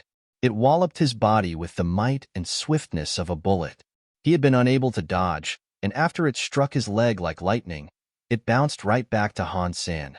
Han Sen had become very proficient in wielding the egg, and when the egg was returned, Han Sen went back to wielding his umbrella. Then, he began walking forward towards Haji. Feeling nothing occur when he was hit by the egg, Haji still possessed his confidence. He stepped forward, swinging more and more plasma rounds at Han Sen. The light bullets exploded in a haze of sparks against the umbrella, though, and he was still unable to deal damage to the opponent he once thought would be a cakewalk. Haji gritted his teeth and continued trying to attack. But this time, Han Sen did not even use his umbrella. He simply stood where he was and let his foe try his best. Haji brought his sword down directly on Han Sen's body, but the results astounded him. It did nothing, and the sword itself began to bend like rubber. He stared at his sword in disbelief, unable to grasp why this might have happened. So, next, Haji used his fist to strike Han Sen. And again, Han Sen did not dodge. He simply stood where he was and allowed Haji to do his worst. The moment Haji's fist came into contact with Han Sen's skin, however, chills shot through his body and cold sweat poured from his forehead. He watched as his own fist bent upwards against Han Sen, as if he was made of sponge. Then, like an eerie ghost, Han Sen reached out his hand towards his once pompous opponent. Han Sen was too close, and with a futile reaction, Haji brought up his arm to deflect Han Sen's hand. But Han Sen simply grabbed the man's arms and ran his hand down to Haji's clenched fist. Han Sen latched on and did not let go, as if he was sucking Haji's soul dry. Shah! Haji's body was delivered one strike, and then it shattered and crumbled into fertilizer for the wretched garden. As this occurred, the Geno core was also destroyed. The sword he was wielding, however, dropped to the ground with a heavy clanging sound. Han Sen swiftly moved to pick it up.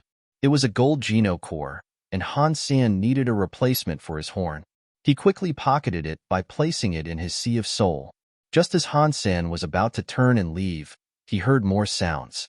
When Han Sen turned to take a look at what lay ahead, a human-shaped tree was shambling its way over to him. Is this thing alive? Han Sen asked himself as he stepped back in caution.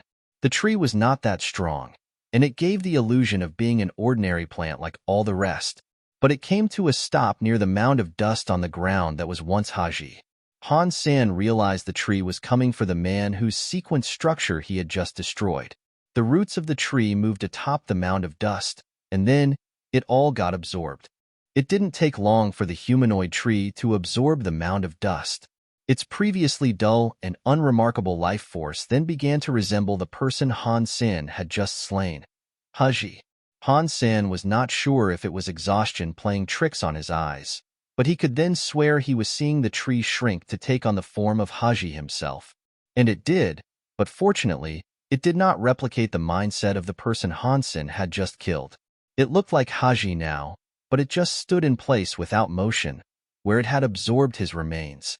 Han Sen took a step back, just in case. The last thing he wanted to do was trigger or invoke the ire of something he did not have to. After stepping back a bit, Han Sen decided now might be a good time to return to the forest of statues in that plaza. The wolves that hounded him to the garden had dispersed, after all. Provided they stayed gone, Han Sen should have no issue returning there. He might even be able to get back to his teammates. But as Han Sen began his return trek, he suddenly saw the brain carrots leaping off their harboring trees to stand upright on the ground before him. It looked like the entire garden did not want Han Sen to return, for all the trees and plants began to close in around him. The way back was closed off. So, Han Sen decided to walk forward in the way he originally had been. He spoke aloud to the garden, saying, "Okay, I'll play it your way. I'll see where you wish to lead me." As Han Sen walked the path through the garden he had originally been on, the rest of the botanical residents returned to their initial positions, too, as if nothing had changed at all. After walking for a while, however, the garden began to take an unexpectedly pleasant turn. In fact, it started to look pretty. The flowers soon looked like butterflies, and the trees were sculpted like beautiful carvings and wooden furniture. It was like something you'd see in a fairy tale. It looked almost unreal.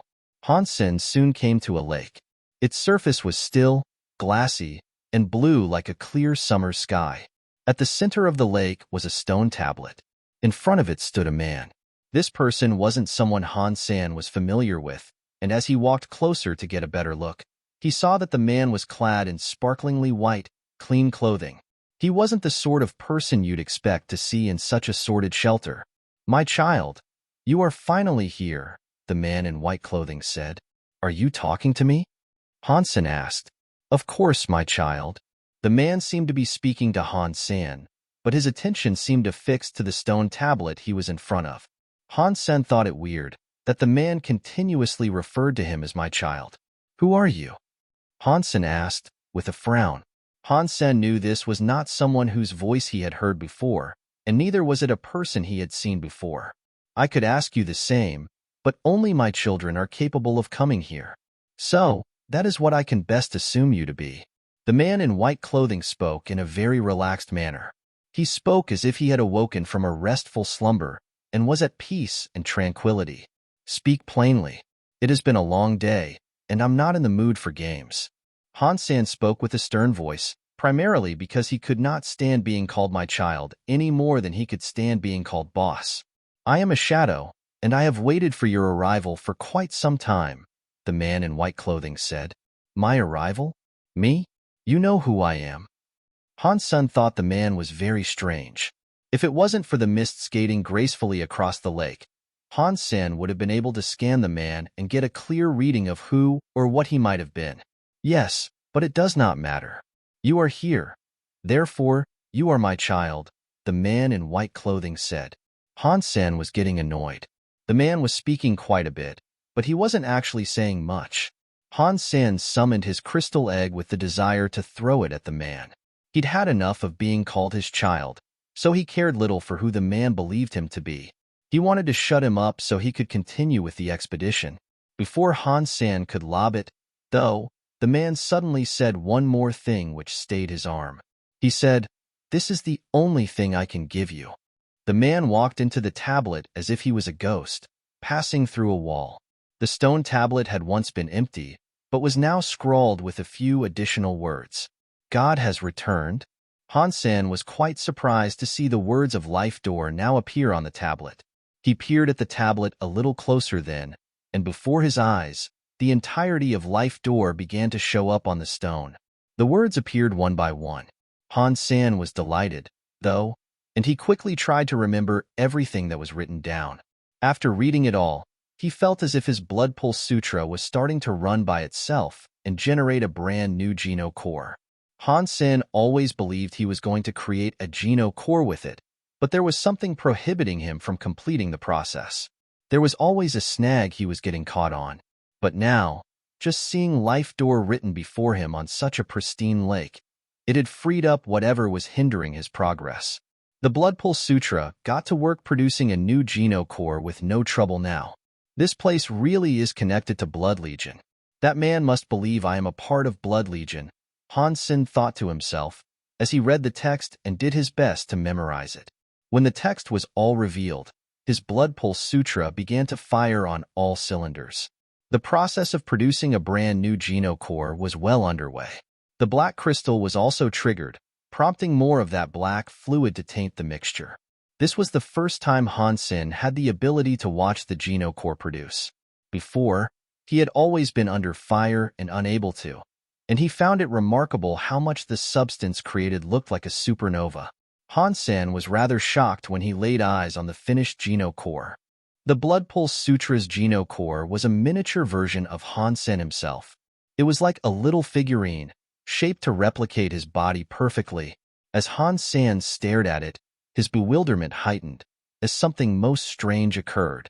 It was as if he was watching time itself rewind around the miniature. He actually watched it get younger. It went backwards, becoming a teenager, a child, a baby, a fetus, and then blood. Bronze Geno core, bronze real blood. Han Sen did not know what to say, and it felt as if his lingering thoughts had been left suspended. It was a strange sensation, seeing a figurine of himself grow younger in less than a minute. Child, the trail you tread is one you must blaze yourself. This is all I can do to help you. The light that hovered on the tablet then departed the stone, becoming the white-clothed man again. And this time, Han Sen was able to see his face. Han Sen was certain he had never seen this man before. He did not look like Han Sen's father, grandfather, or even his great-grandfather. The man didn't resemble Han Sen himself, either. They didn't look at all related. So the reason why the man constantly referred to Han Sen as his child was completely unknown. Who are you? The leader of Blood Legion? Han Sen asked, his raised voice gilded with a certain sternness. The white-clothed man merely smiled, and he said, "Remember, your fate is not predetermined. It is forged through your will and desire. No external, higher power governs it. After that, the light on the tablet began to fade, and the man alongside it. All that remained was the faceless tablet in the center of the lake. At that same moment, all the plants in the shelter came alive, crying rivers of blood as if to summon a world-ending flood. If that guy was the leader of Blood Legion, I wouldn't be surprised. But even though he looked human, he carried the aura of a spirit, Han Sen thought to himself. At this point, Han Sen was relieved that he had taken the time and been fortunate enough to learn and practice both the Blood Pulse Sutra and Life Door. Had he skipped one of those, it was highly likely he wouldn't have been standing where he was at that moment. Repeatedly, people had come to believe he was a successor to Blood Legion, so it was certainly paying dividends, bit by bit, in his investigations. The strangest thing, though, was that his 9-life cat pendant was a relic that supposedly belonged to Blood Legion. Even here, of all places, it did not resonate any sort of power. It was as lifeless as it had been over the previous days. If that man was the leader of Blood Legion, he should have been able to just sense the pendant's presence. Others had done so before, so this was a given. It was a shame he had gone now, though. He had vanished with the silent grace of a wisp. Any more answers Han Sen might have wished to glean didn't seem likely to be gotten right now. Han Sen turned his attention to the bleeding plants, and he watched a certain thicket bend and move aside to form a path for him. If that man thinks I'm a member of Blood Legion, the plants won't want to hurt me, will they? Han Sen wondered to himself. Han Sen walked the trail and found himself exiting the garden, but it wasn't by the same path he had used to enter. He had ended up going further, and he now found himself standing before a palace. The entrance was wide open, and directly beyond it, Han Sen could see a bronze coffin. Strange symbols and enigmatic lines of text were scrawled and inscribed across it, and sitting atop the coffin was a beast. The beast was asleep there, and its fur looked like a gentle fire. This is the place the survivors spoke of before they died. The beast sure does look like the 9-life cat, Han Sen thought. As Han Sen pondered this curiosity, his pendant finally came to life. It began to pull Han Sen forward, clearly wanting to visit the beast. He was going to pull it out from beneath his clothes, but just before he did, Mr. Lee and the others came staggering forward from another direction. Mr. Lee seemed surprised to see him there. Han Sen. You're alive. That brings this old mind some comfort. I feared we had lost you in the scrape with those wolves. Mr. Lee's rough voice was varnished with genuine concern for Han Sen's well-being. I'm lucky to be alive. I can tell you that much, Han Sen said, stressing each word with a nearly winded facade. Mr. Lee stepped forward, asking, So, how did you escape the wolves? I don't know. There was so much going on. There were so many. It's all a blur. But I went through the plaza with all those statues and reached a garden. I traversed it to reach this place. After Han Sen's half-hearted explanation, he approached the others with a question, asking, And you, Mr. Lee? How did you and the others get here? It was a trial that was no different than your own adventure. But you only have a bronze Geno core. For you to make it through on your own, well, you weren't kidding about that luck you possessed, eh? Su Yinming's words were fine at face value, but the tone with which he spoke expressed doubt about the validity of Han Sen's tale. He wasn't entirely convinced, that was for sure. The wolves were strong, and stronger than the average mutant creature, that much was certain. They might have been okay, in a series of 1-versus-1 matches, but an entire pack of the beasts had assaulted the group, and the team was fortunate to make it through. For Han Sen to escape their pursuit with no wounds, that was suspicious. Han Sen wasn't planning to explain, though, and their doubts did not concern him. He merely asked them, Is this the bronze coffin they spoke of? Mr. Lee and the others examined their surroundings. Having not taken them in when they first laid eyes on Han's senator, their faces turned a ghastly shade of pale when they saw the coffin, as was described. The beast was sitting atop it, just like they had heard. The previous team had all ended up dead after coming here. There were more people in that team, so the new team's prospects of making it out themselves did not seem good. It sure looks it. Mr. Lee did not take his eyes off the beast that was lounging atop the coffin. Mr. Lee, how should we proceed? Zhong Sanshao asked. He sounded very polite and respectful, this time around. Something must have occurred earlier on, for Zhong Sanchao to regard Mr. Li with admiration now. Outer Sky and Sacred Shelter want us to find out what is inside that coffin. That has been our primary objective since setting foot in this place, so turning back now is not an option, Mr. Li explained. Wang Zhao and Zhong Sanchao both looked at each other, and after a moment of silence, the latter spoke. We have to open the coffin, that much is certain, but it is a needless risk for us all to approach it. Surely, it won't take the strength of more than one person to go over there and open it alone. What are you trying to say? Mr. Li asked. Zhong Sanchao looked at Han Sen and said, only one person made it out alive when folks from Sacred came here. And the reason he made it was because of his distance from the coffin. He said he was the furthest away from the coffin when the *T hit the fan. So, we should get one person to open the coffin while the rest of us hang back where it is the safest. *T. I see it in his eyes. He wants me to be the one to prod the hornet's nest. Han Sen quickly realized. Although Han Sen wanted to be the one, he wanted to maintain his innocent look and not be forced to open it at the behest of others. Brother Han, your luck has carried you on shielded wings thus far. How about you test the mettle of your luck one last time with the coffin? We will satisfy your every desire, if you do. No request will be too outlandish. Zhong Sanchao phrased his request carefully and made sure to make it sound pleasant, but he was well aware that it was a tall order. Mr. Li cut across before Han Sen could respond, though, and said, how could you even think to place him in such a position? There's a red creature of some sort on the coffin already. You know the danger of this situation, and no volume of luck can change the odds of him opening the coffin without issue.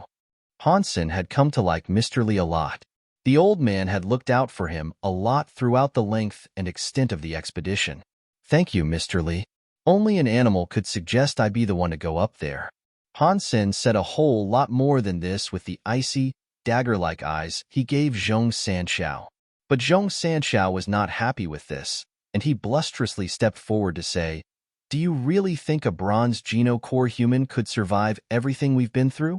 Do you all really think he survived a solo chase with the wolf pack without a scratch? This guy is up to something. I'm telling you. All is not what it seems with him, or with you. Mr. Li came to Han Sen's defense again, saying, now listen here. I haven't known Han Sen for very long, and I agree, he keeps to himself. But if there's one thing we know for certain, it's that he's a good man. Remember when he pushed the door open? He didn't even hesitate. Even if you were a lucky sod, you'd still wince when pushing it. He just touched it, fearlessly. He knew it would open, and he knew there'd be a bunch of hungry, slobbering wolves waiting for us behind it. He tried to get us killed. Zhong Sanchao was getting a little ahead of himself. I do not fondly seek to look ill on others, but there is something off about Han Sen, Wang Zhao confessed his own feelings. I'll throw my hat into that ring, as well. Something is not right with that dude, Su Yiming chimed in to say. If that is how you all feel, then nothing I say can change that. But, if you want Han Sen to be the one to open that coffin, I will be by his side when he does. Mr. Li was stalwart in his defense of Han Sen. Mr. Li gave Han Sen a pat on the shoulder, and he told him, little Han, don't sweat a thing. I won't let you face danger alone. Mr. Li. Han Sen felt touched by Mr. Li. Mr. Li, you don't have to, Zhong Sanchao said. Well, no one else is volunteering. I have made my decision. I will go with little Han. And you lot can stand back, just in case something happens. Mr. Li was firm in his decision. Well, if you're going, so am I. Su Yinming puffed his chest in a display of newfound courage, and he marched forward to stand beside Mr. Li. We have to find out what is inside the coffin, Old Qiu said. Wang Zhao said, fine. Let's go then. All of us. Mr. Li saved our lives once before. If that hasn't earned him our trust, nothing will. If you agree, then come. But on anyone who goes with us, no oath or bond is laid. You don't need to go any further than you wish, Mr. Li said. Don't say that. Su Yiming gave Han Sen a firm gaze, and went on to say, but if I find out Han Sen is some worm-tongued snake that plans to harm Mr. Li, I'll kill him. Han Sen replied, I'd only hurt you guys if you did something that would warrant a hurting. Bold words. Su Yinming wasn't going to trust Han Sen quite so easily as the rest. Han Sen had pushed open the door earlier to earn himself Geno fruit and save everyone from a possibly fatal incident. He hadn't expected his kindness to be rewarded with suspicion and ire. Without Mr. Li, a fight would have broken out between them already. Everyone summoned their Geno cores next, and when Su Yinming brought out his spear, he pointed it at Han Sen and said, "You're up front. If I catch you doing anything dodgy, this'll be rammed up where the sun doesn't shine." Mr. Li was as chummy as ever with Han Sen, and this speech made him walk side by side with him. He patted Han Sen on the shoulder again and told him, "Let's go together." Han Sen could not be bothered to explain anything. If he told them what had occurred during and after the wolf chase, it was highly unlikely they'd believe him. They all approached the coffin with bated breath. The creature atop it did not move or make a sound, but everyone remained as silent as they could. You could have heard a pin drop, but Han Sen's 9-life cat pendant began to burn when they neared it. And the closer Han Sen got, the hotter it burned. When Han Sen touched the pendant, he was scalded by the heat it had generated. The pendant did not have a reaction to the leader of Blood Legion, assuming that was who he was. But why is it reacting so strongly to this? Is this the real 9-life cat? Or maybe what I saw was an apparition, and the bones of the leader actually reside in this coffin? There was a lot to question and a lot to be wary of. Still, assuming that was true, Han Sen noted that it would be very strange for the coffin to be placed where it was. Authority figures or leaders of much renown weren't known for making their resting places at the entrances of their palaces. The group walked forward until they were only 3 meters away from the coffin. There, they could now see the creature clearly and make out all of its distinct features. The so-called beast was curled up, and it had its head tucked beneath its tail. There was not, however, any life force that Han Sen could detect. But suddenly, the tail moved. Unsure about what this meant, everyone stopped in their tracks and remained dead still. They peered at the creature with intense, twitching eyes. "It's alive." Su Yanmeng hô lơ. The creature's tail swung again, like the slow lashing of a whip. The creature unfurled to look at the group that was approaching, and it did so with eyes that looked like a couple of red sirens. "It's alive." Zhong Sanshao also called out, trembling as he took one step back in fear. The creature really did look like a cat, complete with oval eyes.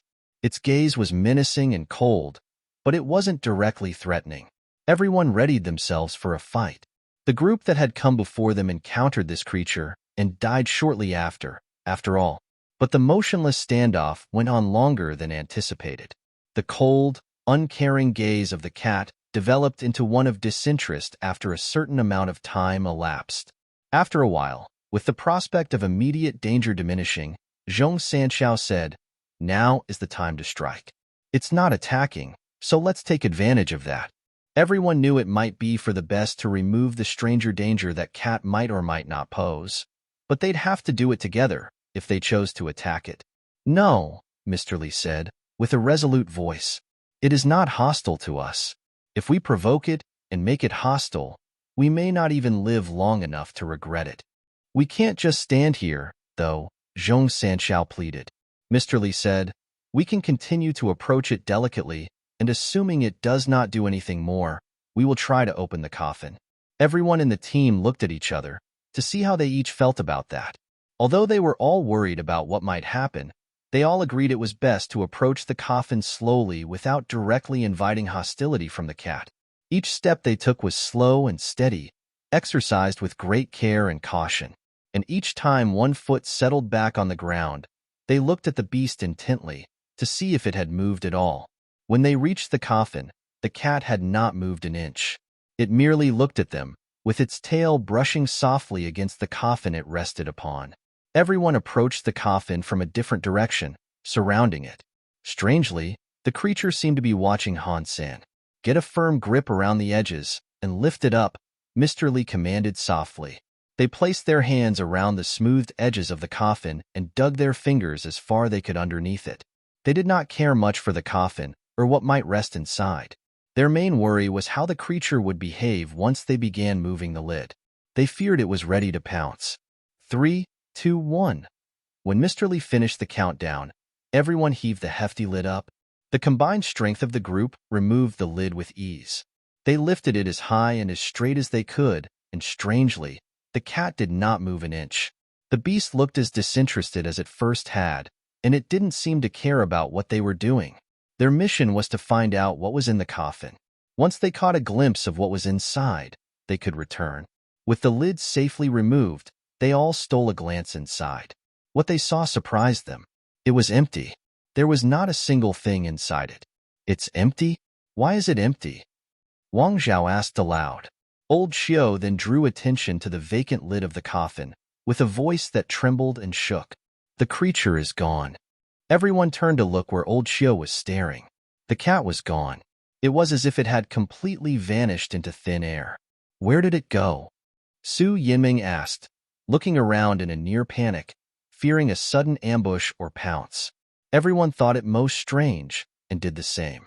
But no one was able to see where it might have wandered off to. Look, we've seen what's inside the coffin. We can leave now. We've done what was requested of us. We really should get moving before something ill falls upon us, Wang Zhao suggested, trying his best to conceal the nervousness that tried to break up his words. Okay, let's put the lid back before leaving, Mr. Li said. When they lifted the lid up and set it back down on the coffin, their faces changed. It made Su Yinming scream at the top of his lungs, and he yelled, "The suction! I can't get my hands free."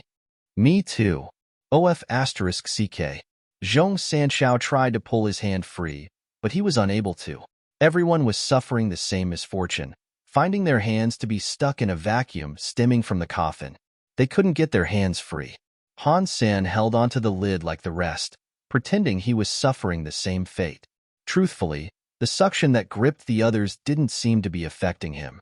His compatriots already thought poorly enough of him as it was, so he made sure not to reveal his fortune.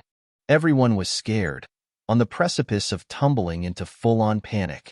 They all exhausted as much of their powers as they could trying to free themselves from the coffin, but nothing worked. They were well and truly stuck. It was like the coffin wasn't just pulling their bodies, but it was siphoning their strength and power as well. Whenever they released some power as they tried to escape, it was as if they were feeding the coffin.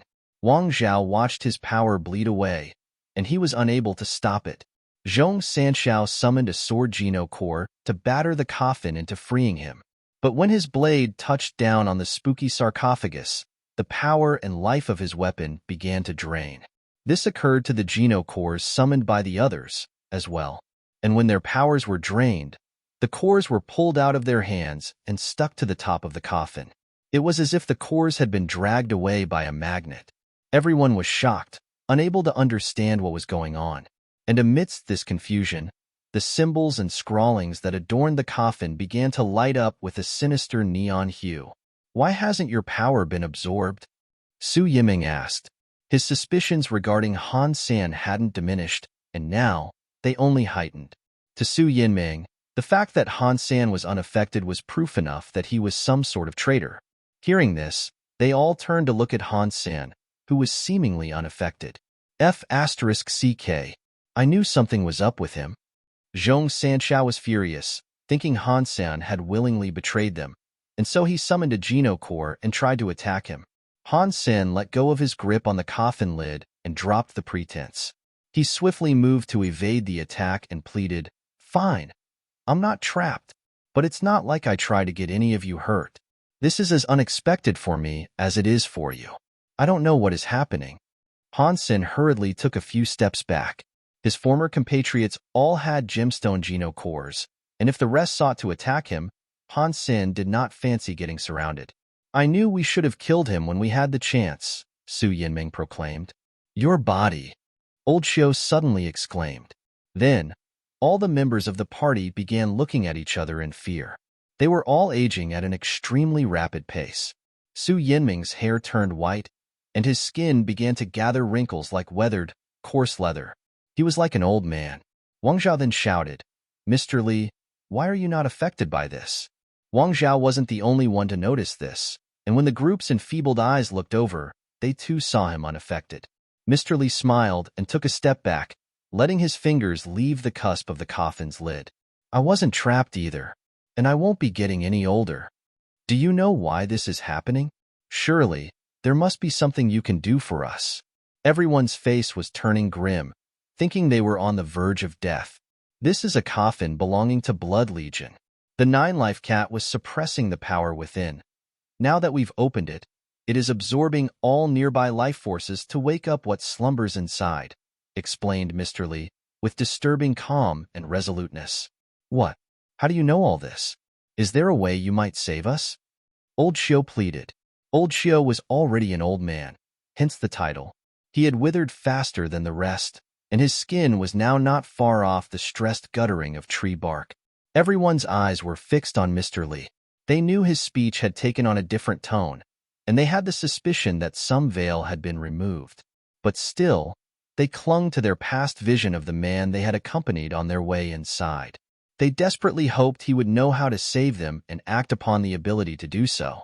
I can save you, yes, but that would nullify my reason for coming here, Mr. Lee said. You planned for this to happen?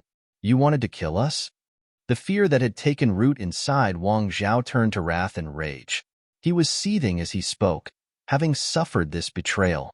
I am taking back what is owed. I already saved you all once, or have you forgotten? You said you were willing to lay down your lives in return, and now the time to do that has come. There shouldn't be a problem, should there? Mr. Lee's tone had become cold and callous. Wang Zhao found the situation incredibly disturbing, and as much as he wished to lash out and spite the man who had done this to them, he found himself unable to. The withering and brittleness of intense old age had settled in his bones, and merely remaining upright was becoming a trying task. Han Sen, although he hadn't been backstabbed himself, was shocked by what was happening. He had never expected Mr. Lee to do something such as this. Everyone had placed their faith in Mr. Lee, and they left no room for doubt. Their blind, unwavering trust had led them to the situation they were in, and they cursed themselves for it. Mr. Lee then turned to Han Sen and said, "Little Han, which part of Blood Legion do you belong to?" Han Sen was taken off guard by the question, and he wasn't sure how he might answer this. Han Sen knew there were two factions within Blood Legion. One consisted of the loyal, like Nan Latian. The others were considered traitors, like God's Retribution and Han Jianji. He didn't formally belong to Blood Legion, so he wasn't sure if he could give an answer. With no answer forthcoming, Mr. Lee didn't seem to dwell on his silence much. He moved on to say, "I need sacred blood to wake up the coffin. You can help a bit." Mr. Lee cut his own hand open with his nails, and blue blood dripped from the palm of his hand onto the coffin lid. The blue blood was almost as bright as that of God's Retribution. "What is your title within Blood Legion?" Han Sen asked. Mr. Lee answered, "Again, which side do you belong to? Did they not teach you about the leader?" "You are the leader?" Han Sen asked, with a quivering voice. Han Sen had always wanted to know who the leader of Blood Legion was, but in his short time in this shelter, two possible candidates had made themselves known to him. There was the shadow that seemed to imply himself to be the leader, but Mr. Lee was now insinuating that he himself was the leader. Why is there more than one leader now? Han Sen wondered.